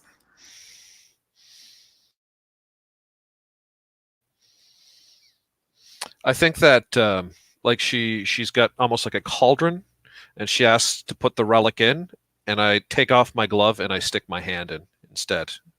And when I come out, my hand's gold. Ooh. So when you put your hand in, she goes, oh, a feisty one, aren't we? Granny likes you. And so she, with what's put into the cauldron, she's able to like whip it up into a salve for you easily enough, and it smells like the freshest strawberries. Right, and so she hands it to you.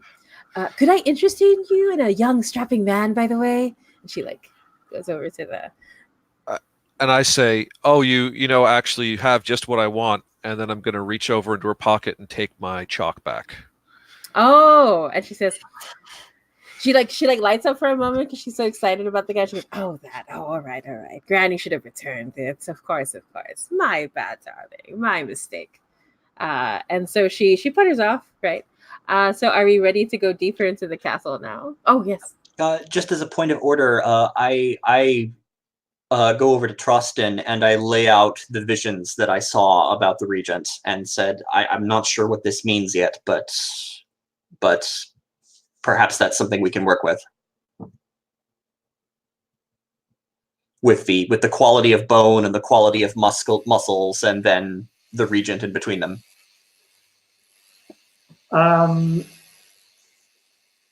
Okay, so I could try casting the runes to see if there's some sort of they give some guide towards the future based on your vision, which would give us benefit. Ooh. So do you feel like that falls under asking for help from reinforcements before you go in? I was thinking casting the runes. Oh, okay.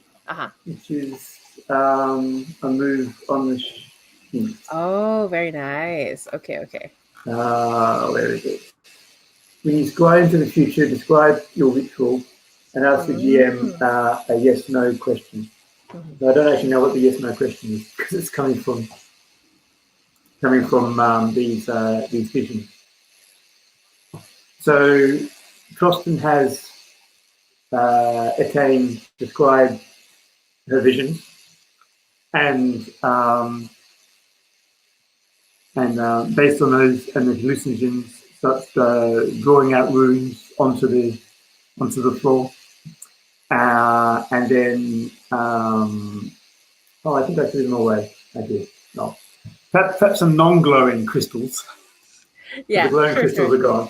Oh, but I think everyone used the move to like replenish their stuff, so we could say that your there was weapons, and it wasn't a weapon. Yeah. Oh, is it not a weapon? Okay. Weapons and gear, isn't it? Do we get gear back? So I thought it was just the weapons we got back. Let's double check. Anyway, Because Wilhelmina got her map back. but that was a separate move. Oh yeah, but that was because it was a weapon, wasn't it?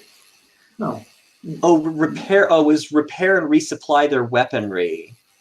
Does that get people's gear back? Because I would assume it would, but Yeah, I feel like it should. I'm a little more. I'm going to be honest. Like, I'm a little more lenient with the rules because I see there's some inconsistencies in the text. Like, I know the designer really rushed Rhapsody of Blood before it went to. So there, yeah. So I usually allow it, but it's up to how do we feel about it. Also, when creating my character, one of the weapons I got to choose was the map. It was under weapons. There you go. Oh, I see. Yeah. Interesting. That's right. An old map. Yeah. Anyway, so I've got to use some little curves of wood and other things to cast them out over these ruins that I've marked based on Attain's vision. Nice. Okay, so what question are you asking? It's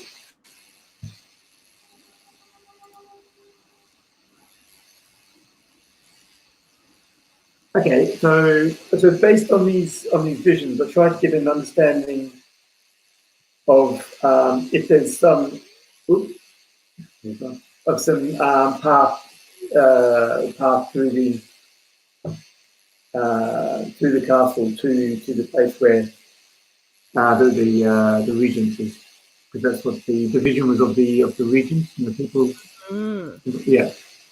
Mm-hmm. So to have an easier time to find. Yes. The final ward, basically. Yeah. So what? Well, we can't go straight to the Regent. That can be a question.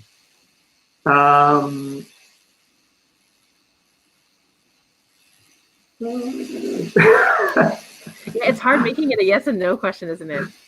Yeah. Let's see. Does anyone have any ideas? Yeah. Throw it open to the group.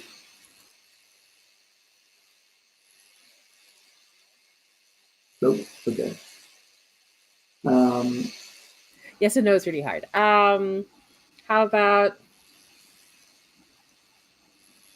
I guess like an interesting question is it possible to like is VG beyond redemption? I guess is like a question also. Yeah, that's a good question.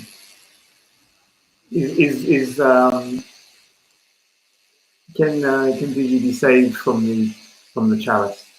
Is it possible to come back after you've taken the chalice? Yeah, actually, right. And I'll also say that it'll probably be Kristen who will answer the question. Right, but I can also answer the questions to GM. That's also fine. But yeah, so let's have the roll and see how it goes. So that is let's see, plus Mercury roll.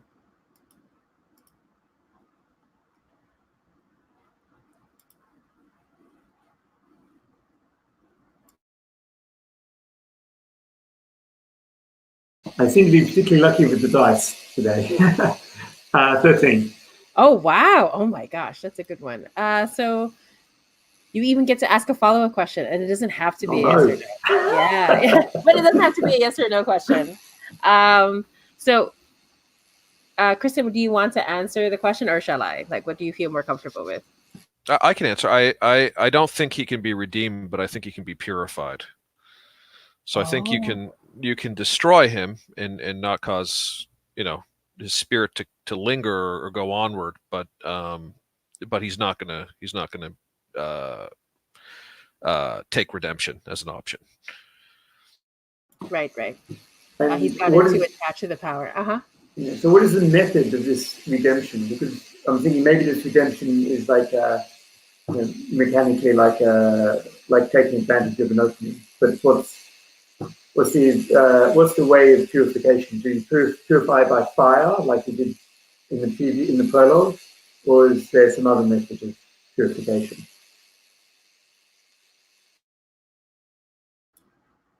Yeah, how do you feel about it? What do you think would make sense for your character? Yeah, I think that you'd need to purify him with fire until he's ash, essentially.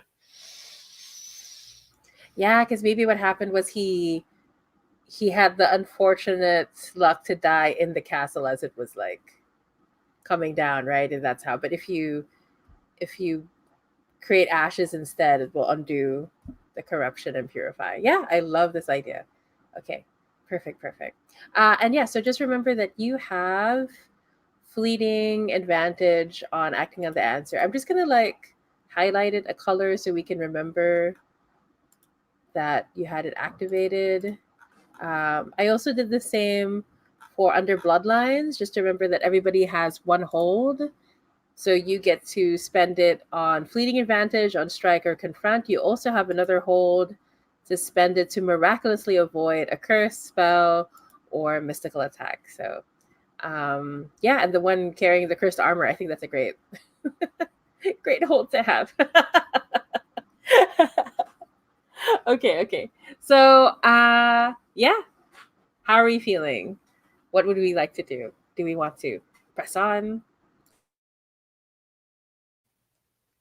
Yeah, I think I should take the map out, and after being told not to destroy it, immediately destroy it. Oh yeah, let's do it. Like when it happens, they're like, oh, "Young master," they're like still there because you're still in the in the refuge when you do it, and he's like wrangling his hands, like, "Oh, mistress."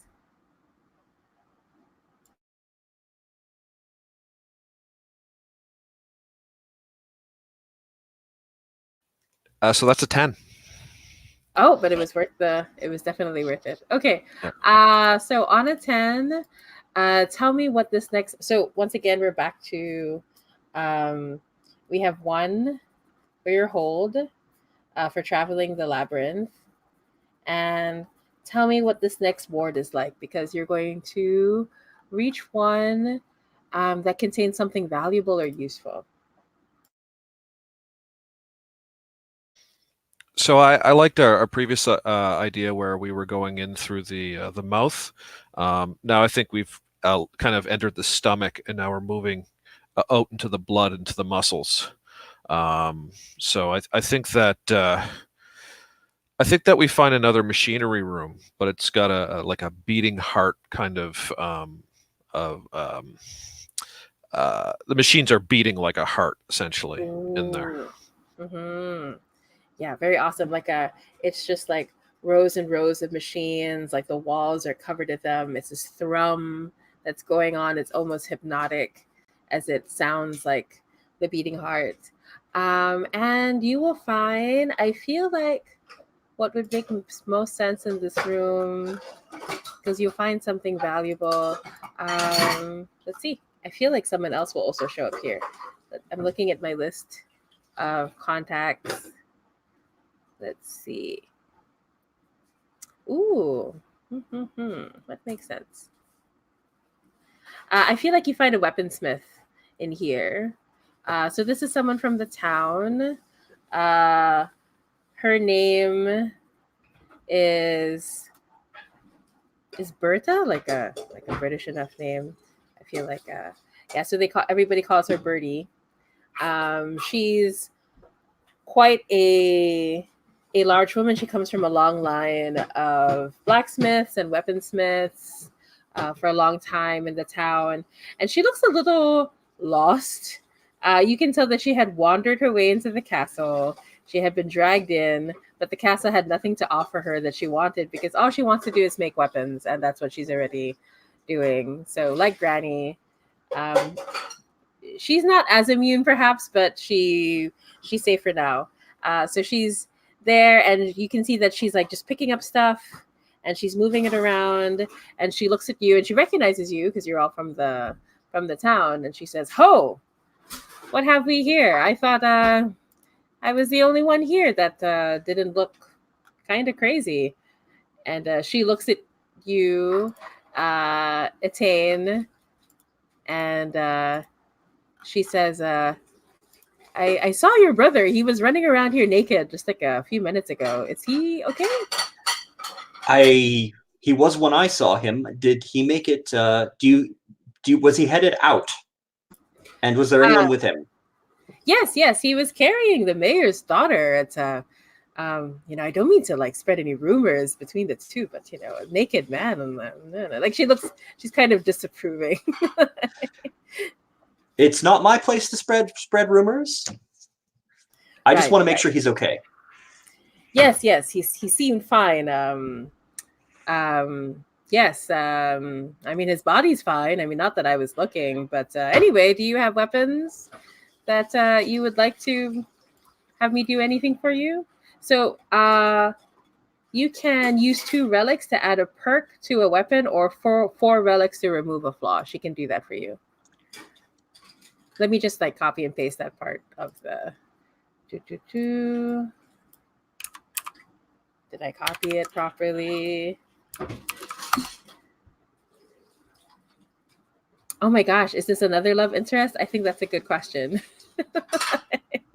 How do you feel about it, Will? I mean, there might have been some flirting, but there's probably been some flirting, but we didn't get anything serious going on. I mean, it's mostly professional relationship. She's been fixing up my gear, and maybe there was some flirting on the way by, but. And could we say that you feel that Etain feels that it's just flirting, but our blacksmith is pretty serious about it and doesn't flirt with anybody else? Yeah, unfortunately, probably true. Yeah, I feel like Etain is just like one of those like, what, people are in love with me? What type of person? But yeah, so she and she's not that good at flirting, right? She tries, but it comes off a little awkward. Stuff like, you know, like, may I grasp your sword, like that kind of stuff, and she's not good at it. But so would anybody like to take advantage before we press on?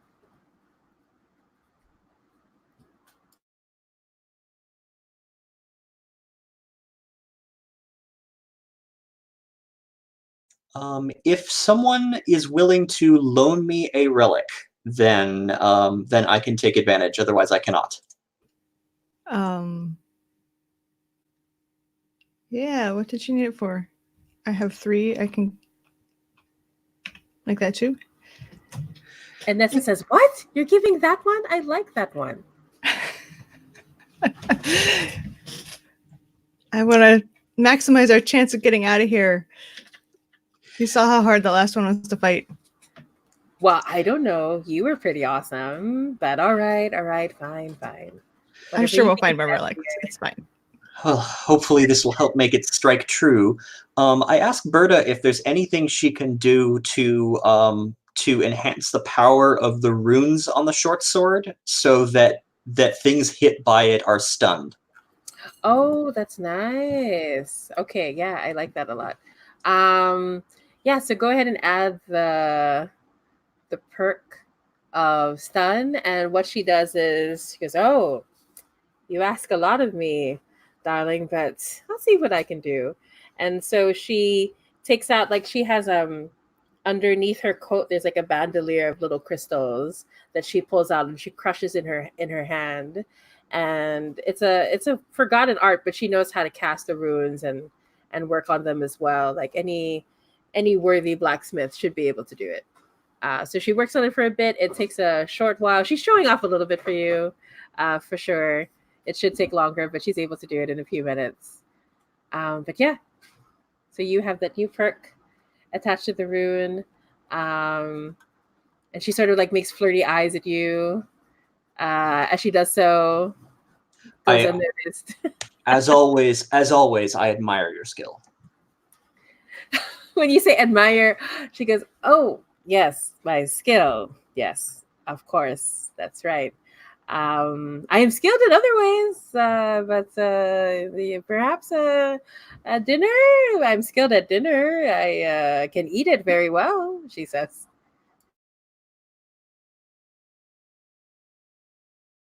So she's like trying to ask you out, basically. Well, I I will carry your work forward into battle, and I will think of you. she's like both like yeah, that's like both breaking her heart and making her happy at the same time. But yeah, so she just like blushes furiously and gets back to work. Okay, Sha, do we want to move on? Okay, so we currently have one hold. Who would like to make the next travel through the labyrinth move? I can do it. Okay, let's go for it. That's plus blood. Right. So 9. Oh, nice. Okay. So on a 9, let's see. You are able to tell me what this part of the castle looks like this part of the ward. So this okay, we're moving into like the blood. It's warm, which isn't what it looks like, but it's what it feels like. It's very warm and very humid. The walls are kind of rust colored, and it smells like rust too. Right, absolutely. So you can feel the damp entering your lungs as you move through here. And it's not hot enough to make you sweat, but your skin does prickle underneath this heat. But you also find that there are denizens waiting for you here. And you can see them. That same frost that was in the last room is like covering the rust as well. And there's this long, belabored sigh that follows you from the back. And as you press forward, you can see like parts of the rust along the wall just start to flake. And like things start to like crawl is probably not appropriate. It's more like they start to melt out like goop from the walls.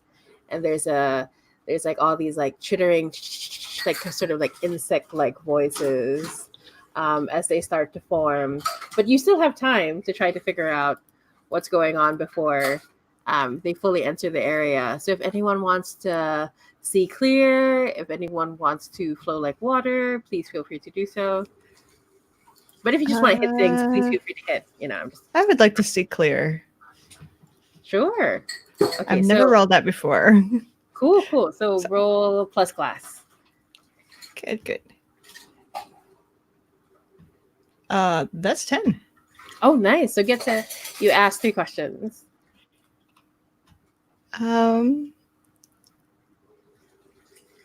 Ooh, all juicy questions. These are all very, yeah. Which one do I not want to ask? I guess is the question. Yeah. Okay. What should I be on the lookout for? Okay, so even though these rust goopy monsters are here in the front, the more terrifying thing is whatever is behind you. In fact, Nessa is like looking with wide eyes towards the back. And she says, "It's death. It's death himself that follows us, my love. That fool, he is trying to capture and destroy death in here."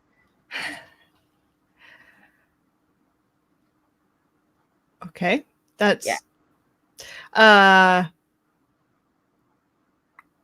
which exit takes me to my goal? So you can see that in this area, because it's all covered in rust, this part of the castle, there's actually you can sense when you look at the doors that there are all these traps that are like connected to the doors. I mean, you could like you're smart enough, you could probably work your way around the traps, but there is a grate like on the ground where all the goop like escapes to. Nessa looks ahead and she says, "This is probably the best way to go through." Okay. I'll take her word for it. And on our way out, what here is valuable? Oh yeah, of course. So I would say there's like there are like mounds of poor other explorers that had tried to go through the castle that didn't make much farther than this. So in their remains, it's a little grisly. We won't get into the details. They didn't make it through the traps. But you can find that there are relics and weapons. I would say that there are 2 weapons and 2 relics that you can try to get to in time, but you have to make sure that you do it quickly enough. So if you want to claim those things, you would have to like flow like water to make sure you can get to it, or something similar, just to make sure that the horde is not going to catch up with you. Is this something that anybody can do, or? Yeah, anybody can do it. Yeah. As long as you share that information, it's totally fine. Yeah, I will definitely point out. All those doors are trapped. The grate is not. Some of these bodies probably have something valuable on them. Like it's a Sherlock Holmes moment for you. You're just like able to completely take in the room. All right, what would we like to do next?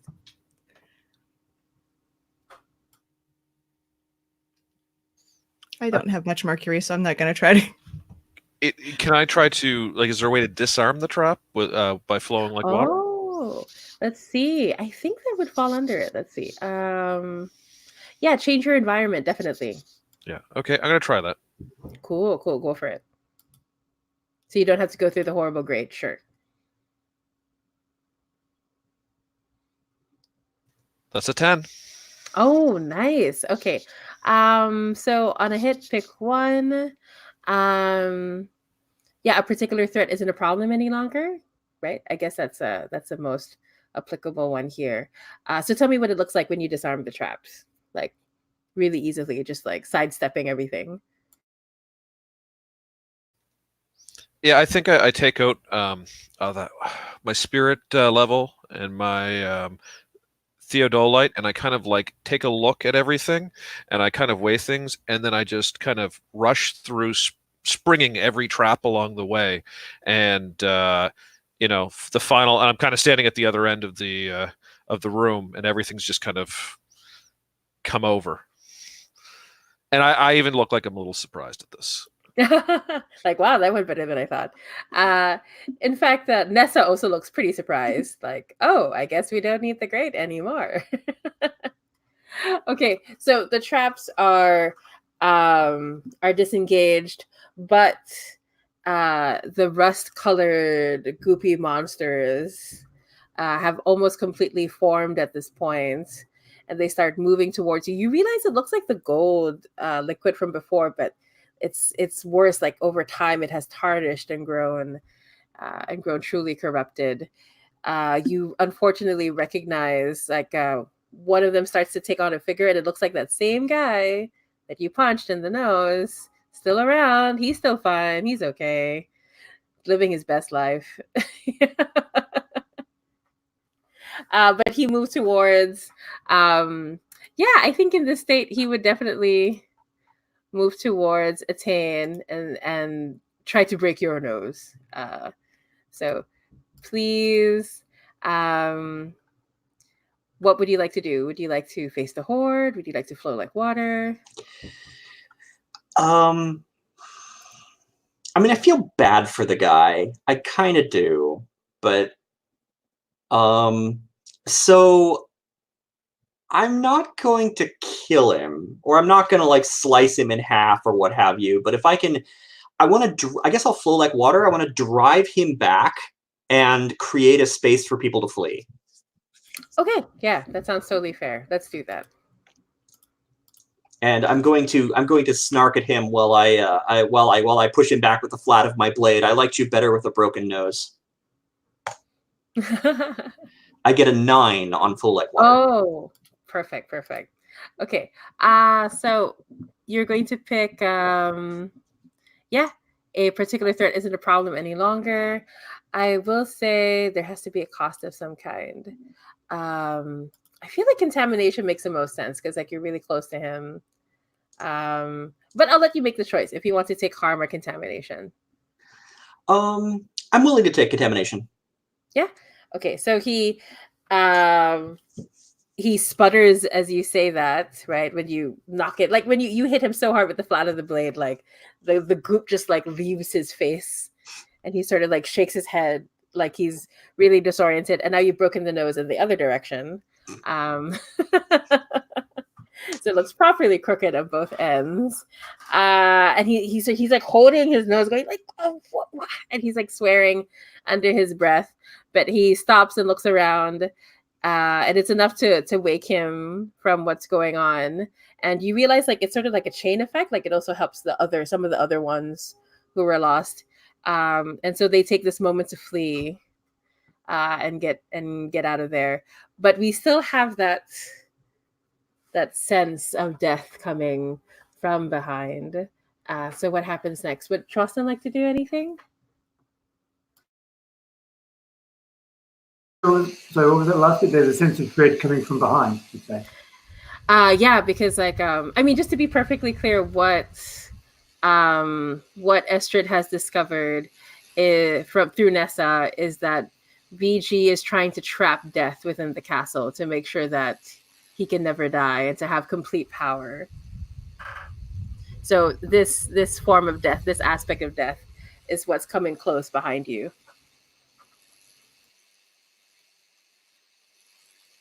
Are we free to head down one of these paths, or do we still need to? No. If you want to just go ahead and try to travel the labyrinth again, no problem. Yeah, I think travel the labyrinth. Yeah, just leave it behind. Go ahead. Okay. Yeah, because everybody else was to make sure to get rid of the traps and the goopy thing, so you have a clear path. So 6 plus blood, which is 0. So it's not very good. 6. Ooh, does someone want to use a point of covenant, or? Because I'm just going to say if that thing catches up, it's not great. Sure, I'll use a point of covenant to give you advantage, because you're running high on the ancillary aspects of the vision you got. There we go. So that didn't help. Advantage is the same as before. So, was it the lowest of the dice? Equal lowest, yes. Then that pulls me into hazard as well. Ooh, okay. Ooh, oh gosh. Who's you into hazard, sorry? I suffer. The GM says what misfortune I suffer for attempting to help you. Yeah. Oh, right. So basically, like if you offer a die, if it's the lowest, they get dragged into it as well. It's a very cool mechanic I like, actually. Okay, so what happens is as you're trying to travel the labyrinth, as you're trying to leave and work your way through the doors, you open the door and you step through and you come back exactly where you started. And so each time you try to open the door over and over again, and the whole time everything is just being completely covered in ice, and you feel your movement start to slow, and one cannot see death, but one can sense death. One can feel death in their veins. And it's like this cold, cold ice that starts to creep up. And you hear a voice that says, "How dare you try to trap me here? How dare you try to weaken me?" And you can tell that this poor aspect of death has no idea it's not your fault. It's just trying to take it out on whoever they can. So I need everyone to, let's see. Yeah, I feel like it makes sense to flow. Sorry, I was just like thinking for a second. I think it makes sense to like flow like water to see if you're able to get away. If at least one of us chooses the option of a particular threat isn't a problem any longer, we should be able to at least get to some safety away from it. So who would like to try to take the first attempt to flow like water? Okay, go ahead. I just rolled and got a 3. Oh. Oh boy, I got a 9 minus. I got an 8. Okay. Let's see what happens to Olavita first. So, I think Death can sense it's your ancestor that's like screwing around with them. Like you. So what happens is all of you can see like the skeletal hand start to form around Wilhelmina, but the hand is huge. Like it can almost like entirely cover Wilhelmina and starts to slowly crush her. So please take 2 harm. But you can use any amount of wounds if you want to mitigate some of the damage. And you can feel like I'll just take the arm. yeah, sure. And you can feel it being suffocated. And so Estrid, you got a 7 to 9, is that right? Yes. Okay, so what option would you like to choose? Yeah, it's not a problem any longer. Sure. So what do you do? I feel like Nessa would be very good at knowing how to deal with it. Yeah, I think I think I just do whatever she tells me would be a good idea at this point because she knows about death pretty well. Yeah. Yeah, because she just kind of defied death to be with you, right? She just like, I think that's what she does. I think she just like sort of goes up to the skeletal hand and spits on it. Like she's just like so pissed off. How dare you? She's just so angry. I beat you before. Yeah. I mean, to her, it's just spitting, but like the magic just sort of like bursts off of her, right? Yeah. And you feel death like recoil from a moment, like it's wounded, and it drops Wilhelmina onto the ground unceremoniously, and it retreats back into the cold, hissing almost. Yeah, so I like haul Wilhelmina up and run. Yeah, somewhere. I don't know where. Shall we try to travel the labyrinth again to get away from it again? I think we might want to turn around and get those relics. Oh yeah, the relics are still there. Okay, someone can still flow like water to see if they're able to get it without death catching up. I kind of feel I kind of feel like I'm responsible for like repaying my debt to Estrid, so I'm gonna try and grab stuff up aggressively. Go for it. 9. Oh, nice. Okay. So you're able to grab it for sure. There will be a cost. I feel like what would make the most sense is honestly the contamination. Like when you get close to it, you can feel like whatever killed these previous explorers, you can the corruption of the castle is just radiating off of them. So just mark a point for me, please. All right. Okay, and but you have go ahead. Oh, sorry, you were saying? Oh no, I was just going to remind it. You have 2 relics and 2 weapons of any kind that you'd like to have. But go ahead. I will toss the relic, one of the 2 relics, to Estrid, and let's leave the weapons in possibility space until somebody wants weapons. Yeah, I like possibility space. Is everyone cool with that? Like at any point, you can just say this was the weapon, and then assign the perk and flaw as you like to it. But yeah. So you travel through. Someone please roll travel the labyrinth. Let's see. And also, like just as a reminder, you can use Covenant, or you can mark a point of contamination if you want to roll with advantage. I think like I'm already sort of running for the door, so it would probably make sense for me to roll that. Yeah, sure. Go ahead. Oh no, what happened? What did you get? Yeah, even with blood, that's a 4. Did you roll with advantage?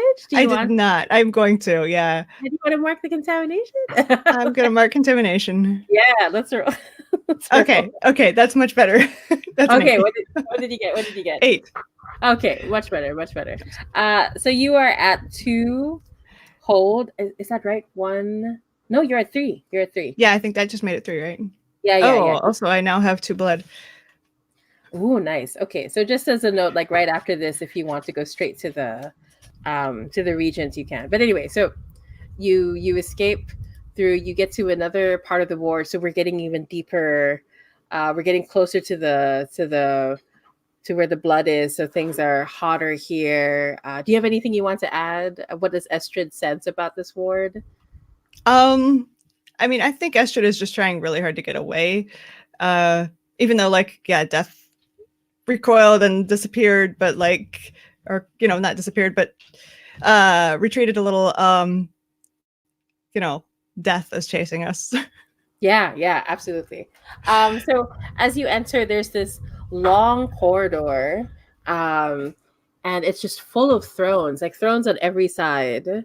And you can see that there are the mummified, preserved remains of numerous kings and queens and people of power over the years. You recognize some of them from the legends, from the histories over time for the last 500 years. And they're all like just sitting very still uh, on the throne. But as you rush through the corridors, all of their heads turn to follow you, and all of them like point like towards you with a finger, just following you. Um, and some of them start moving up from the throne, and it's this ancient sound of bones cracking, and the dust falls off of their skin. But as they step towards you, the gold starts to pool from the thrones, moving upwards, filling all their orifices, making them stronger. And they say, for he who took our power, we must serve him now. Lord Viji, Lord Viji, Lord Viji. And they move towards you. What do you do?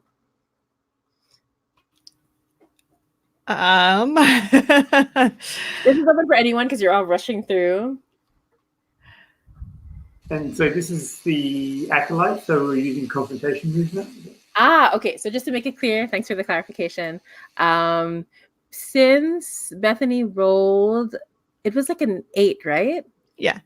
Yeah. So since she rolled an 8, she hit on a 7 to 9. The area you arrive at the castle contains denizens or traps. So these are denizens of the castle. But I will say, you already have 3 hold. So just to pause for a moment, just to like clarify the rules, right?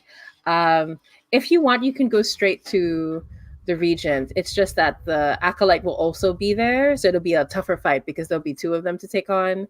But if you want, you can just go after the acolyte instead with that 3 hold. So it's up to you, right? Because I crawled the Reddit to see the clarification for the rules. So if you actually wanted to go straight to the Regent, you can. It's just a tougher fight. What do you think? Yeah, but anyway, we still have the denizens here just to take care of. But yeah, so it's a decision to make later. But what would you? I feel like I'd like to see what Trostin would like to do. So we're on the exploration route. So yeah, would you like to face the horde? I think face the horde. Yeah, awesome. So awesome. Undead is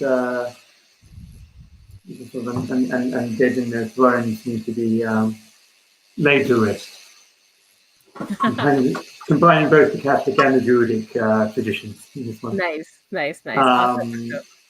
So we'll go and try and give them peace with his cat of nine tails, do flagellation. Yes. Awesome. Is it iron? So this is not going to work very well for them. -1. 4. So they do not respond well to. They're probably Viking pagans, so they respond. They do not respond well to Catholicism or Druidism. Right, they're quite angry. They become quite livid. Yeah. So as you try to attack them, they take out their weapons and charge at you, trying to cut you down. So I'll give you the choice. Do you want to take contamination or harm? Only one? Okay.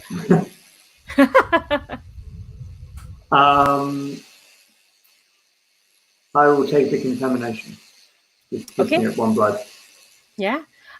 So what happens is, like, as you're avoiding their blows, as they get closer and closer to you, you hear that same whispering sound that our magi founder once heard, like just getting into your heads, and you realize that all of these people in power had been listening to the whispers and the corruptions of the castle and VG all these years, and VG has been controlling things from the sidelines all this time.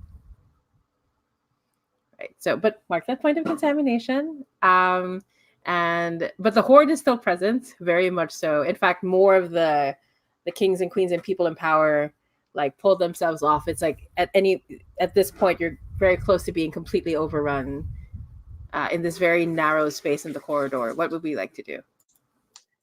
So the skeletons are not responding to Catholicism. They're not responding to Welsh Druidism. Will they respond to rune swords? Ooh, that is very likely, yes. Swung with velocity. So I wade into the fray, sword spinning. Nice. Okay. And that is an 8. Ooh, okay. So this is confront the horde, is that right? Yep, face the horde. Face the horde. Okay, so pick 2. Okay. They hit back, and more are coming. Ooh, okay. So suffer 1 harm. It's up to you if you would like to take a wound for it. So what happens is, as you are, the runes are very effective on them. You notice like every time you slash at them, runes start to show up on their skin, like it burns through its scars, and they fall back screeching like animals, tearing at their skin, trying to stop the runes from burning them.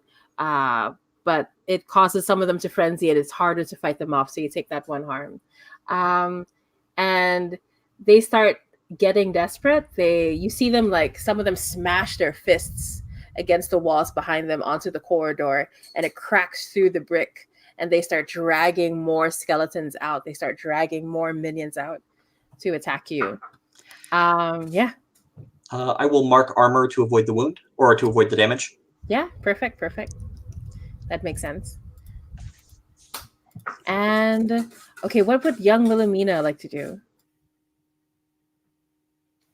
I'm not sure how useful I am with a crossbow when fighting skeletons. So, well, to be honest, let's see. At this point, there are more of them, but you do have an opening. So if you want to just like escape now, you could. what kind of what? Sorry, can I just get a quick synopsis of what the room looks like again? Oh yeah, sure. So it's just a very long, narrow corridor with thrones on every side, and all the way at the other end is the door. It's a very tall room, but it's very claustrophobic at the same time because of how narrow it is. Okay. And it's full of like undead, angry kings and queens. So. Okay, so I'm going to use and next you'll say. So I'm going to try to kind of get them to come towards me. Run towards me, and I'm hoping to maybe shoot a chandelier out on top of them. Perfect. This is getting a little spaghetti western, or not, but yeah, okay. I like it. I'm gonna roll poorly, but no, don't say that. that is a 9. Oh, that's good. Reverse dice psychology. Yeah. Yes. It works. Yes. If it works, it works. Yeah. So they stumble towards you. Let's see. They'll do next. Yeah. Okay. Yeah, that makes sense. So it doesn't quite take them out because you didn't hit that 10 plus, but they do exactly as you predicted.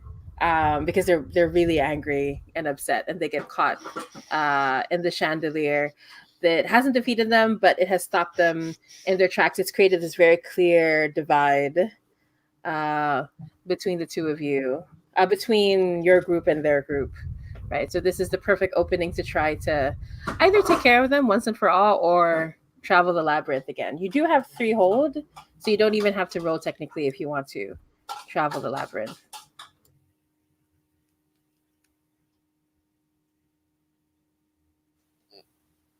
I think unless anybody wants to take point, I think we should just run.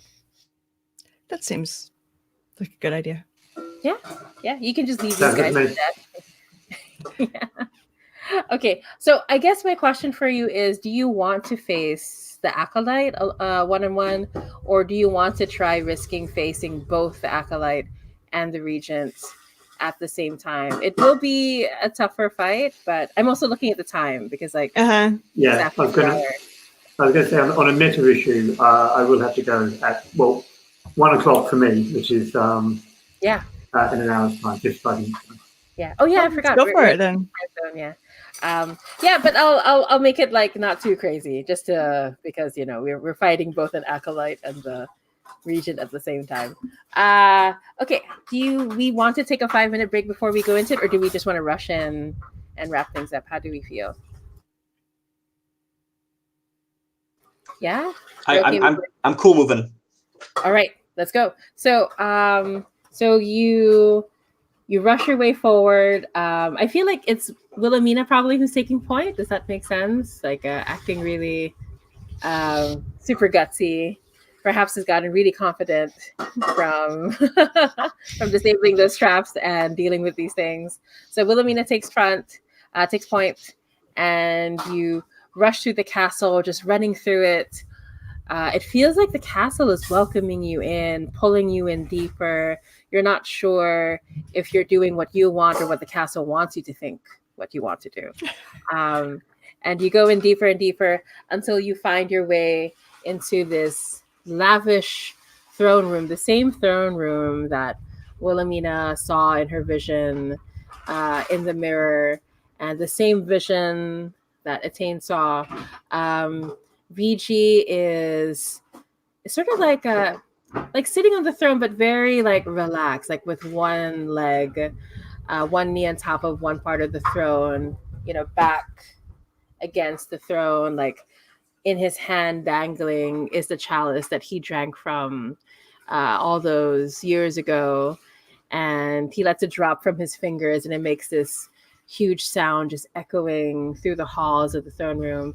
And on either side of the throne come forward. On one side, the black skeleton covered in black crystals, and on the other side is our strange being of muscle covered in silver. And all three of them look at you, and in front of you is also an acolyte who's here to protect VG.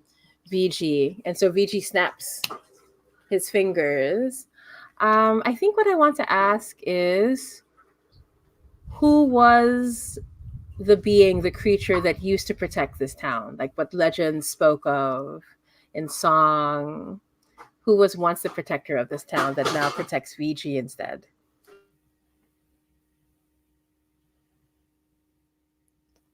He was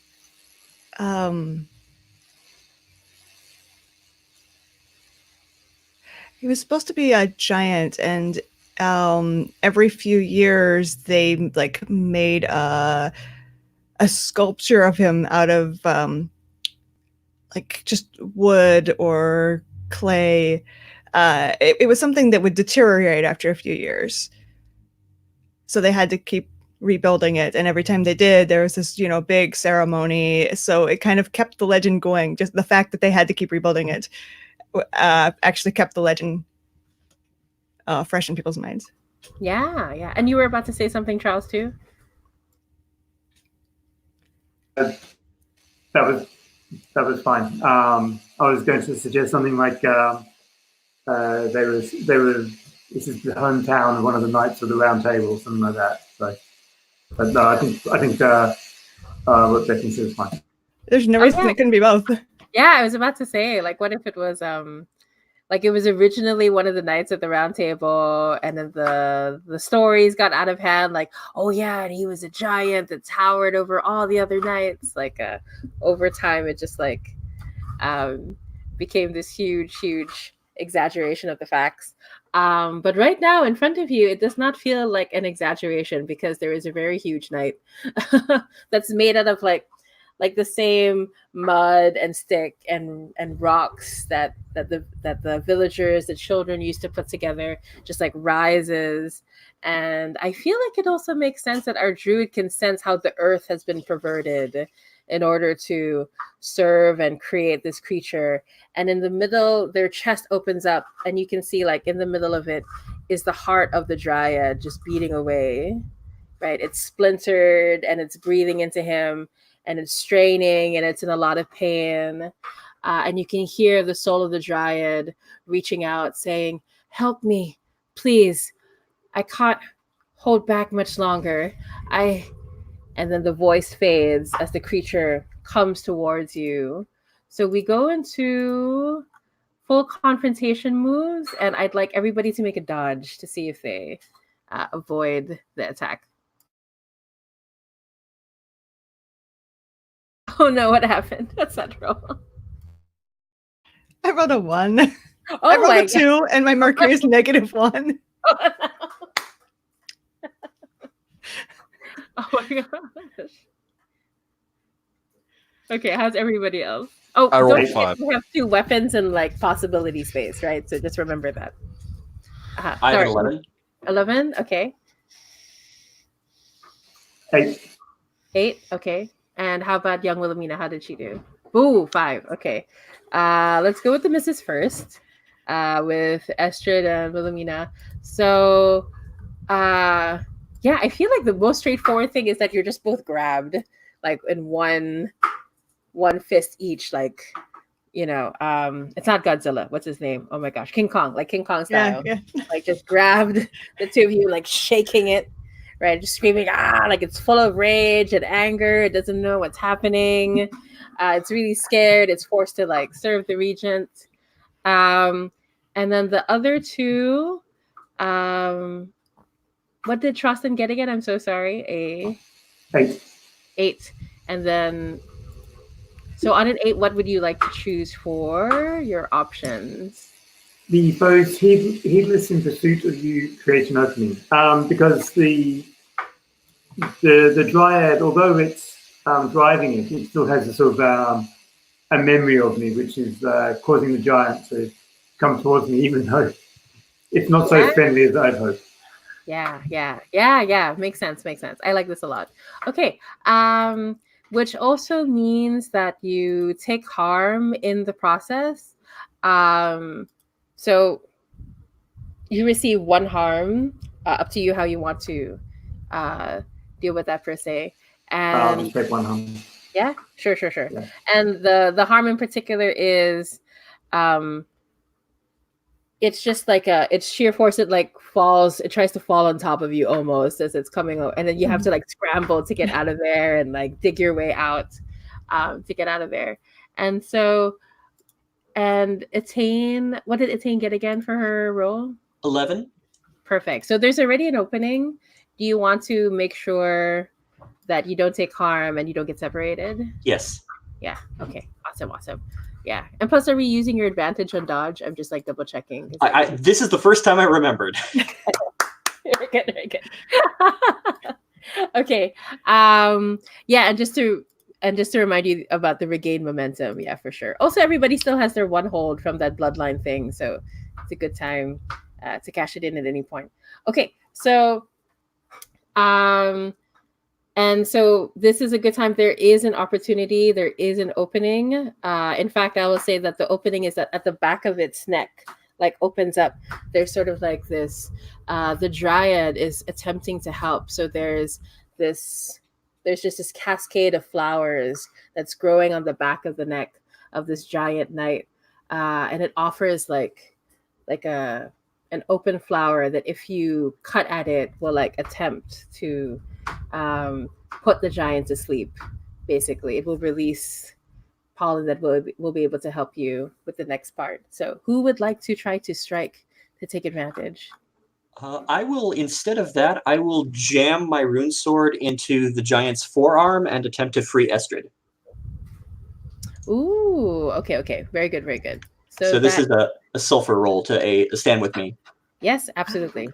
Perfect. That is a 7. Ooh, okay. So they are rescued. I assume they're rescued from danger, right? Rescued from danger, yeah. Yeah, absolutely. Oh, I'm so sorry. Did I establish that the people who got squished took harm because like in the No, fist? you haven't, but I assumed I did. Sorry. So everybody take who's like squishing squish. Take 1 harm each. Okay. But you are like freed. The giant drops you and sort of makes like this crying sound that a baby makes, like "Rah!" like when it's been hurt. And you collect yourself. You're able to land perfectly. Nessa makes sure that you're not hurt in the process. And yeah, oh. go ahead. So I have this move called Bloody Insight. When you take harm from an adversary, hold 1, spend 1 to reveal a weakness in their fighting style, and give an ally advantage against them. And I would like to give Etain or whoever's going to strike next that advantage. Yeah, awesome. Perfect. Yeah, so Nessa's able to like point out exactly what would be helpful. Who would like to take advantage of the advantage is the question. Because like theoretically, even Wilhelmina could like shoot with her crossbow from. Yeah, Esther's like, okay, my ribs. Yeah, and then like points at. Would Wilhelmina like to go for it? Sure. Yeah, I'll do that. Okay, so strike and roll with advantage.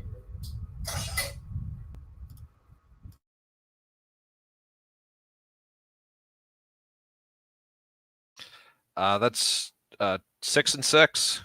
Oh, So okay. it's 13. Okay. Oh, okay. Phew. 6 and 6. Okay, I thought it meant like both. Okay, 13's very good. 13's opposite. Excellent.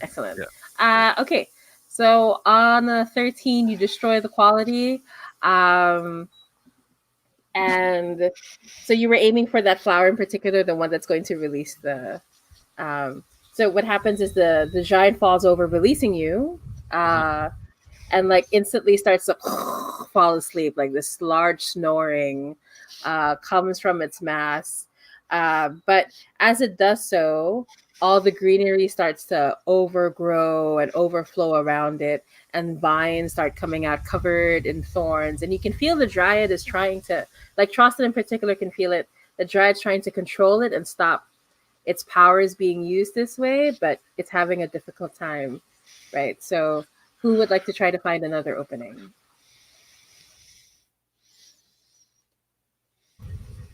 So this could be in the form of confronting or lining it up.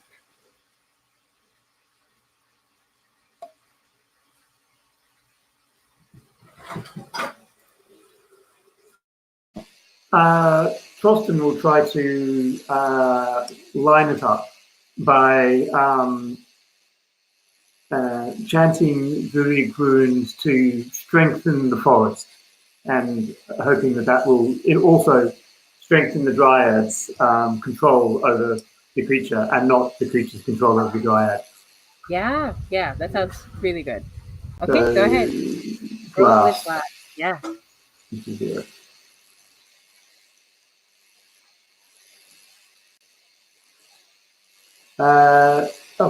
12. Nice. Okay, wonderful. So pick one.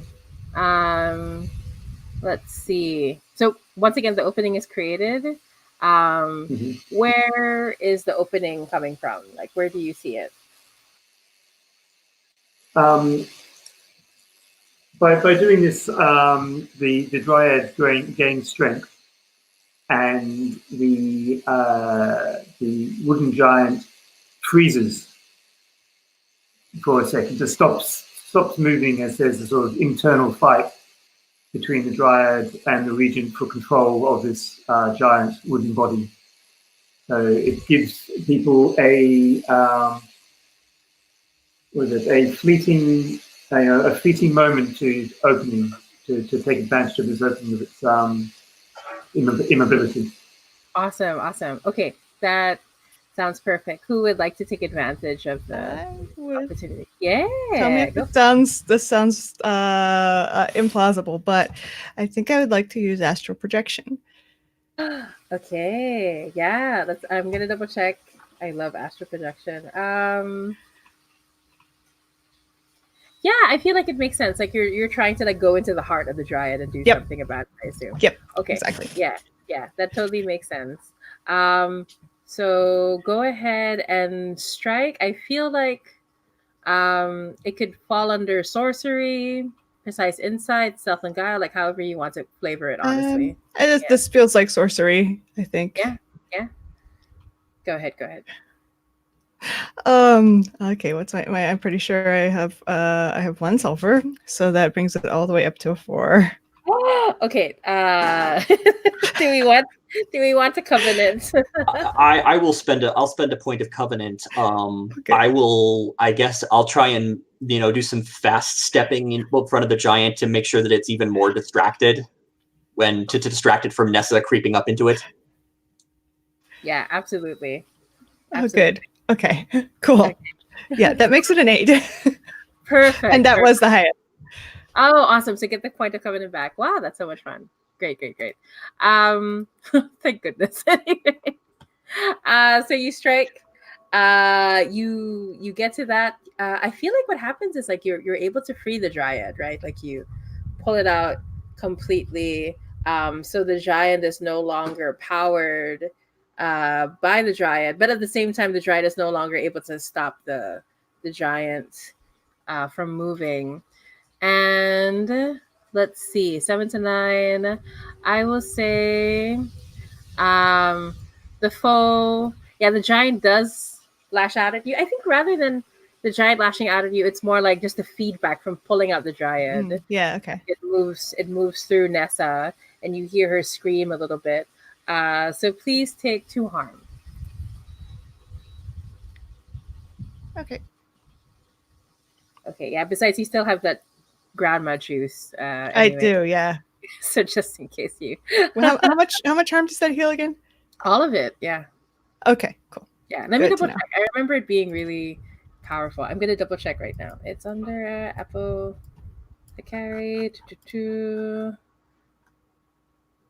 Yeah, heals 4 harm. Yeah. So quite a nice. Quite a lot. Yeah. Like right up, almost all of it.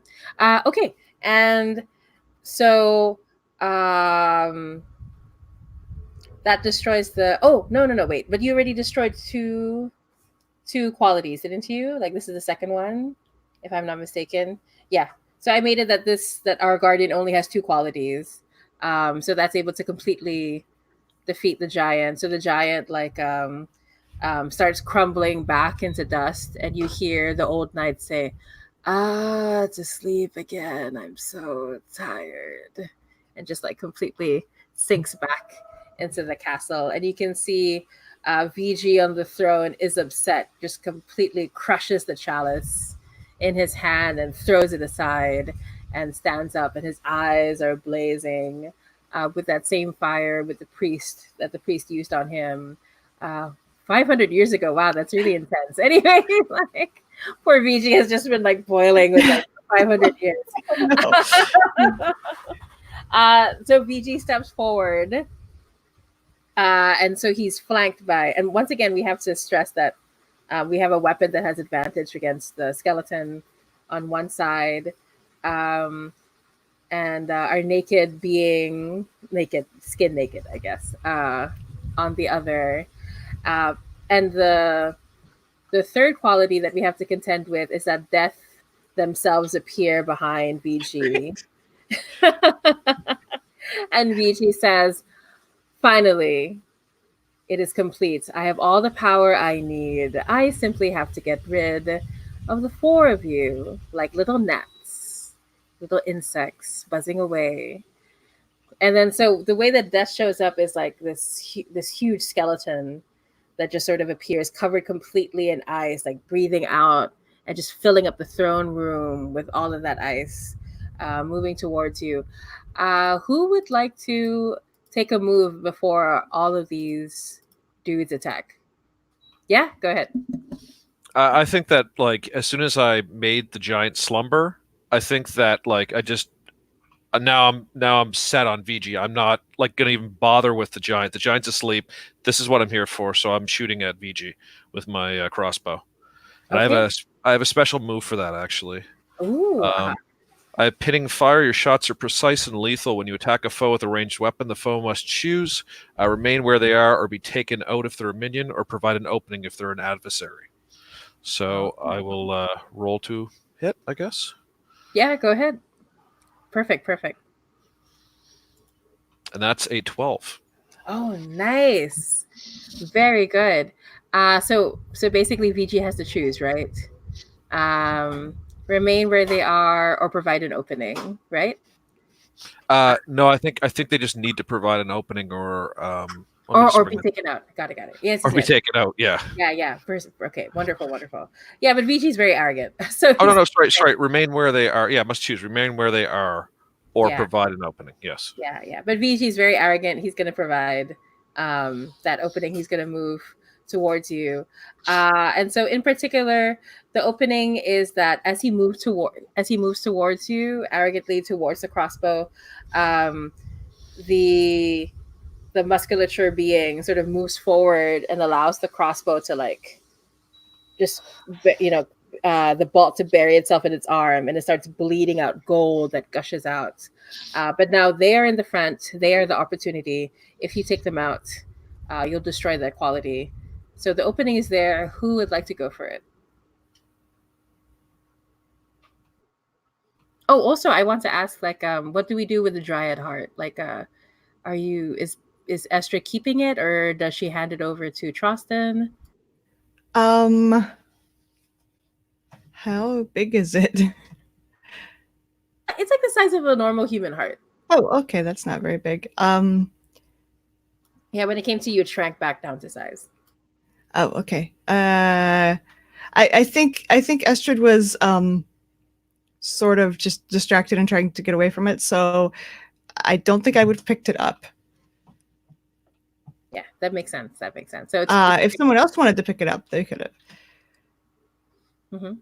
Yeah, absolutely. Sorry. So, but go ahead. Who would like to take advantage of the opening of our muscle being? Oh, do you want to? Oops, somebody. Yeah. We'll wait for. Yeah, I think maybe his computer again. But anyway, go ahead, please. Go for it, Estrid. I would like to cast a spell of forgetting. Ooh. Okay. Gosh, I remember I was going to research about spells. I forgot. Anyway, all it says about it is like when you cast it,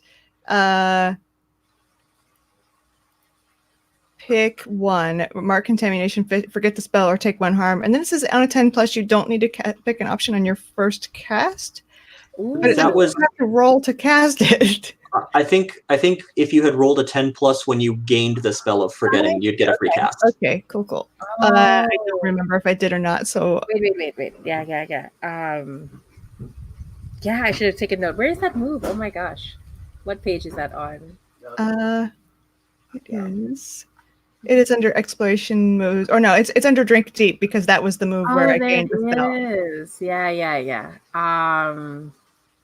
Yeah, that's right. There it is. It's right there. Gosh, I was looking all over the book and I forgot it's the move. I feel like we didn't get the 10+, but I'm not. I don't remember, so I'm gonna guess probably not. Yeah. Oh, I feel bad for this video you did, but anyway. Yeah, that's fine. I'll pick one. I can. Well, let's see. I probably don't want to take a harm. Since I have 3 right now, but I can mark a contamination. Yeah, you have all that room for contamination. It's totally fine. Yeah, it's fine. So, okay. So, what would you like them to forget? I'd like them to forget what they're doing. Like what they're doing here. Yeah. Yeah, and I feel like that's appropriate to take out this. I think it's just the same as taking advantage of the opening. So what does it look like when you cast a spell? Like, do you just I'm trying to remember what it looked like when someone else did. When I learned the spell. Oh, yeah, the spell just came to you naturally.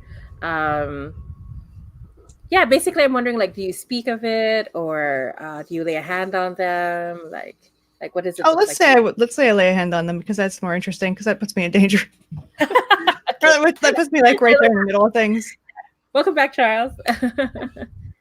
But yeah, okay, awesome. So as you lay a hand on them, it asks them to forget, right? So you just breathe out the word forget, like an ancient, in an ancient language. You notice that when your hand touches them, skin starts to form underneath, and they start to take on what they used to look like, and you recognize your one of the apprentices who supposedly died, who went to seek out power in the castle, and she blinks, and she has forgotten everything that happened when she went to the castle, and she looks at you. Yeah, I realize there's a lot of awkward naked moments. Yeah, she's also awkwardly naked because, like, I don't think she reformed clothes. This is very awkward. By the way, you and Nessa is like, can you not touch a naked woman? Like, she's like, Nessa's like suddenly really jealous, even though there's nothing going on, right? It's like right. Well, she's probably jealous because this person is alive. That's true. That's also true. And she stumbles backwards, but that quality is quotation mark destroyed. It's up to you what you want to do with her, but the apprentice is like back in a body, and she sort of rolls.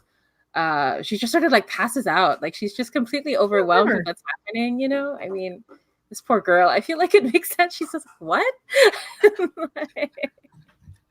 Like she looks at her arm. I'm gonna try to get her out of like the line of fire. You know, get her away from the fight because yeah, absolutely. So just drag her over to the side, and Nessa's like, "Why are you touching her? Where are you touching her? Stop touching her!" I'm going to ignore Nessa and get her out of the Are you ignoring me? You've got the ignoring face on you. Okay, so who would like to try to create another opening? But I think this is a perfect opportunity for VG to take advantage. So VG sort of like steps behind Death to allow Death to move forward, and Death like throws their huge skeletal hands onto the ground, and then there's just this huge wave of frost and cold, numbing cold that comes at I'd say everybody but Estrid, because Estrid was already trying to like move out of the way. So if Wilhelmina and Trostin and Etain could roll dodge for me, please.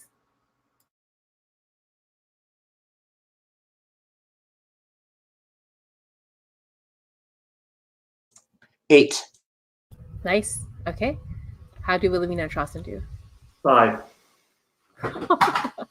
I feel like we really did get those good rolls out of the way. 9 for me.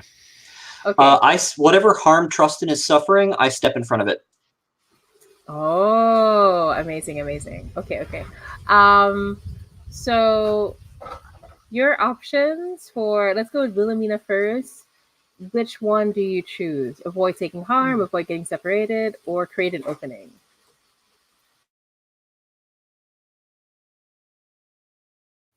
You know what? I think oh wait, no.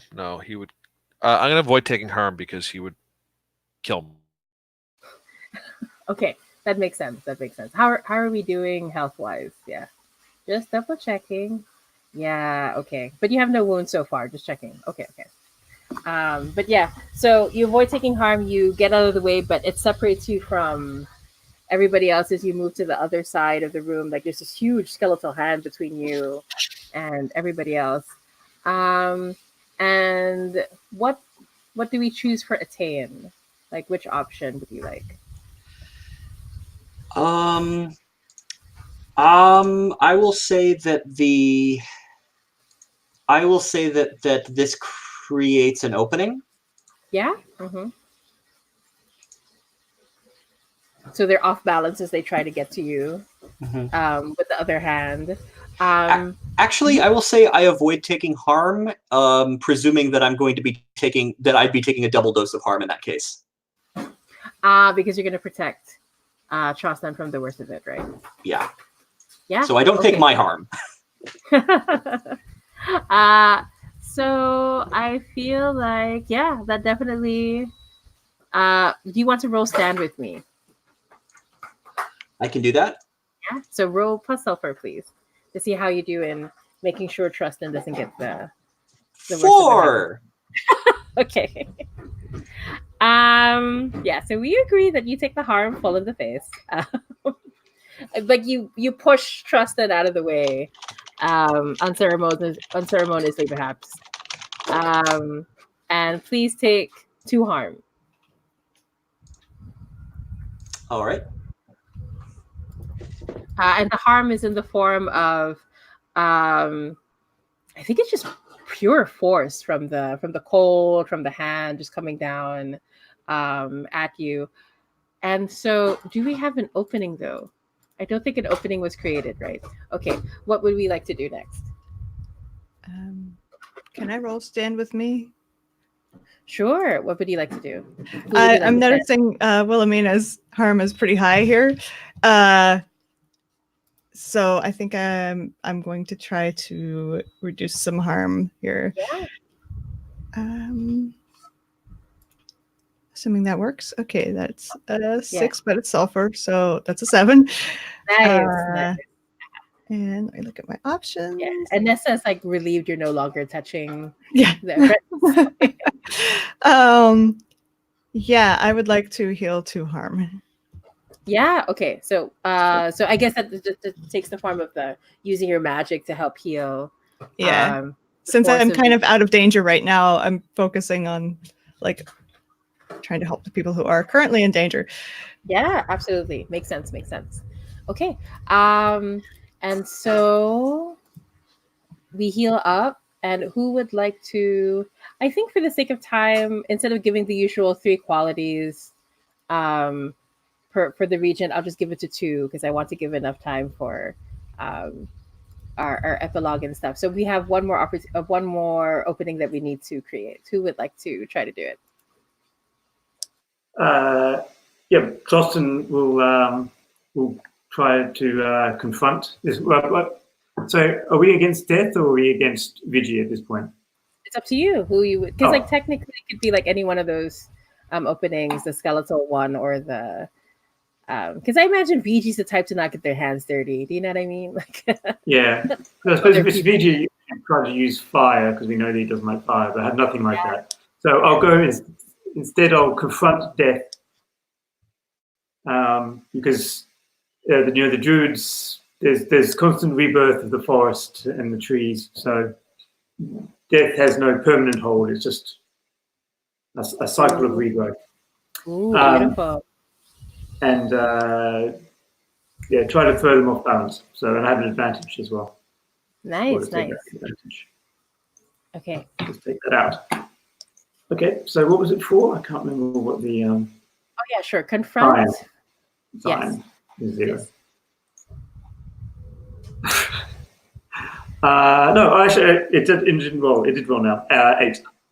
Okay. Phew. Okay. So, so on an 8, on an 8, choose 1. Let's see.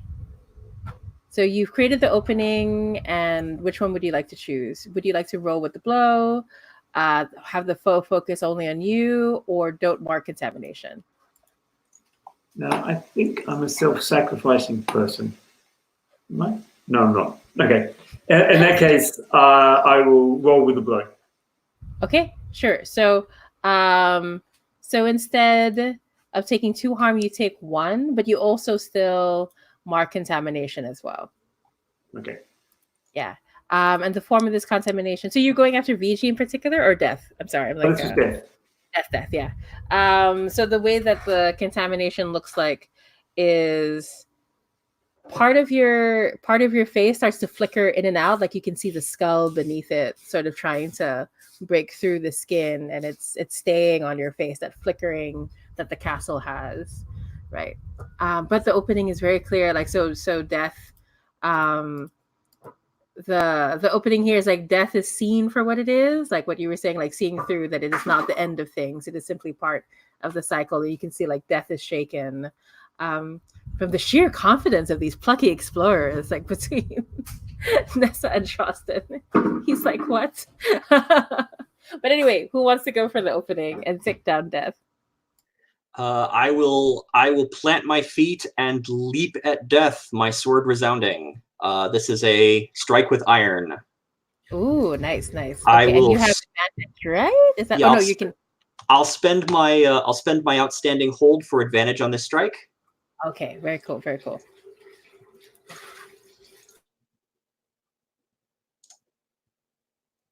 And that is an 8.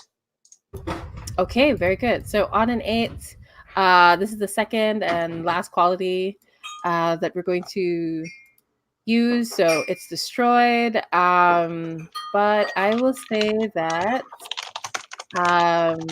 you will take 2 harm. Okay, replacing the 2 harm I just ditched. All right. but at least you keep going. The Slayer is all about just pounding it, just going for it. But yeah, so tell me what it looks like when you defeat death. I mean, this is a holy, lingering, stun heirloom sword. So I feel like we're gonna go full anime with this. The blade strikes. The blade strikes death, and there is this pulse of sound, like an organ, like an organ chord. And this sort of ripple of force that crosses the room, and the skeletal form of death shatters. Oh, perfect. Yeah, I love it's like the that. sound of a bell, and death shatters. Yeah, and it completely throws back VG. I will note that the black skeleton that was with VG is mysteriously missing, having abandoned their master. And VG is on the ground, just completely. I feel like he's going to be enraged, right? Like all of his carefully laid plans, all these 500 years. Like he's just so angry. I feel like. Do you feel like it would make sense, Kristen, that he's so angry? I feel like he sets himself on fire with it. Like his own anger just like completely consumes him. And he's just screaming. Yeah, absolutely. But I think he's going to also try to grab the chalice as well to make sure that nobody gets it as well. Yeah. That makes sense. And so the chalice that he was playing with the whole time, it was the previous one. So the new chalice is behind him in the throne. Like the throne offers it to him, and he tries to grab it. But as he tries to do so, like his hands won't hold on to it. Like he just keeps, like he's so enraged that the castle has betrayed him after all of this time. I feel like he's actually going to try to go for Wilhelmina because he's so desperate. Like he can sense who you are. What was the vision that you had that he was going to? He was going to stop me right at the last second from grabbing it, and I think he will, because I think when he comes for me, I'm going to use my my blood power, to build just a sea of gold that is like crashing waves. I have the ability to do that. I can, but I think that will push my Wilhelmina so far from the Grail that there's no way she'll be able to get it in time. Right. But or even try to get it. Yeah. But she pushes back VG, who's like swallowed up by this chasm, by this wave, and starts burning up, turning into ash. This poor dude, just completely besides himself with anger. So jury's out on whether he gets purified by this. That's true. That's a good point. We can have someone who ensures the purification process, because it's self-immolation the same as purification. But yeah, so basically we have defeated the Regent. The Regent is slain. Who has the highest blood among us? Estrid, I think. It's a tie. Etain and Estrid both have 2. You've got a Ooh, The other two both have one. okay. Yeah, I have one contamination. Yeah. So how do we feel? But I mean, you don't have to drink from the chalice. My question really is: does Estrid or Etain want to drink from the chalice that's coming from the throne, covered in gold? I think after all this, Estrid doesn't want to have anything to do with it. And I think Etain is like the first thing she does is her eyes go straight to Estrid, and like between the chalice and Estrid, because Estrid's been piling corruption on, and Etain is nervous about this moment. Estrid just shakes her head. And Nessa says, No. "What? We have to drink it. No, have nothing to do with this. We came Just one out of here. Estrid, this is our chance. We could get so much stuff." We'd just be like him. And I'm like pointing to where the Regent disappeared, burning under a wave of gold. And Nessa stops and says, "Oh, that's a good point." But does anyone else want to try to drink from it? Because there's still a chance. Ooh, how about young Wilhelmina? Will she try to go for it? Oh, I was trying to say that just because of VG's attacks, that she's pushed far away from it and she can't get it in time. Yeah. And so she's not capable of getting it, though. I'm sure she would grab it if she could. Okay. All right. So, which means we go to the Spoils of Victory move, right? So it's on the third to the last page under Generation Moves. If you leave the castle without claiming the Grail, though, we're going to go about and describe a montage as we leave before we do that. So you can see, like, according to how much blood you have, these are the choices you can make for your explorer and the bloodline, right? But yeah, so before we go into that choice, we'll describe the montage. I think everyone tells me briefly how you escape the castle or what happens on your way out, however you'd like to describe it.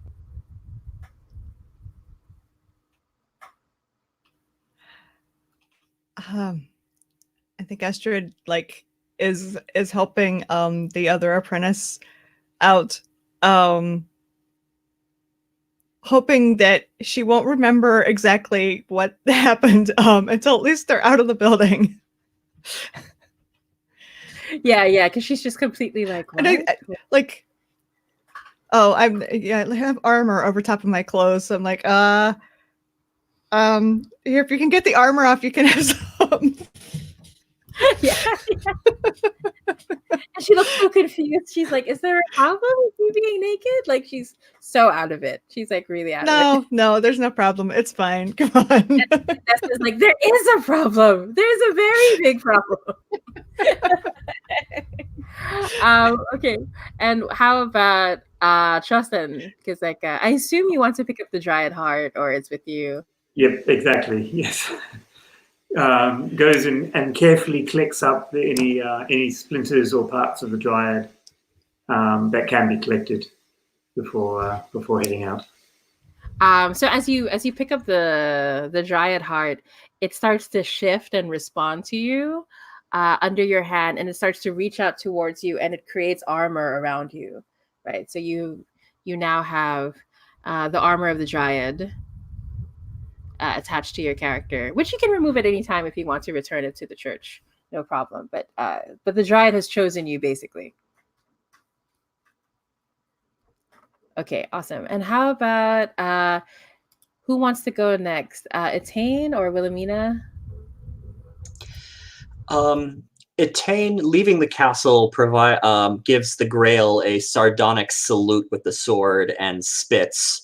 But we do see her some time later actually preparing a meal for Berta, and regaling her of the stories of what happened in the castle. Right, and Berta's just completely like red from head to toe, just staring at you with the biggest eyes. But yeah, and how about Wilhelmina? What happens? I think that by the time Wilhelmina can close the area that's the sea, she gets up and the Grail's gone, and she reaches into her pocket and takes out a piece of chalk and draws a door and continues deeper into the castle and is never seen again. Ooh. Or at I least maybe love not for another 500 years. Yeah. Oh, I love this so much. This is so good. Okay, so which means we can go into our moves, our spoils of victory. So Trostin, how much blood do you have? One and okay. 1/3. 1 and 1/3. Okay, so that means you hit the blood 0 level. Is anyone else a blood 0? Or the blood 0 level, like between 0 to 1? Yeah, okay. So the two of you can choose either your explorer loots the castle for valuable trinkets, your explorer devotes their life to preparing the next generation, or your bloodline works to heal the wounds left in this community. Whatever you feel would be appropriate.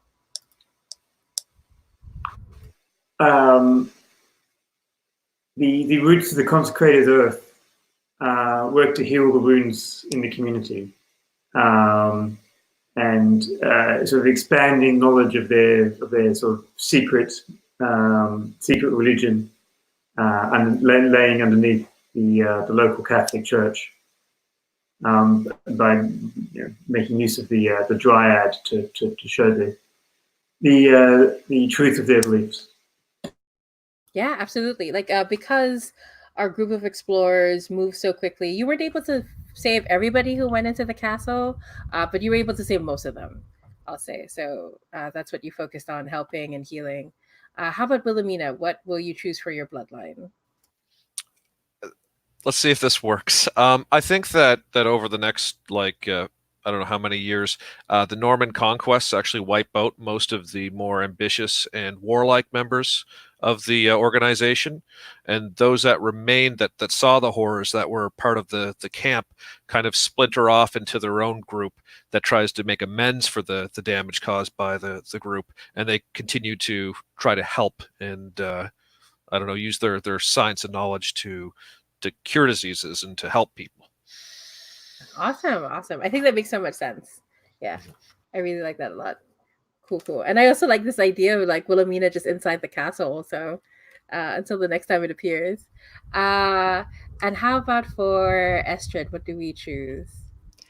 Seems a line You have access to 2+. That's right. Mm-hmm.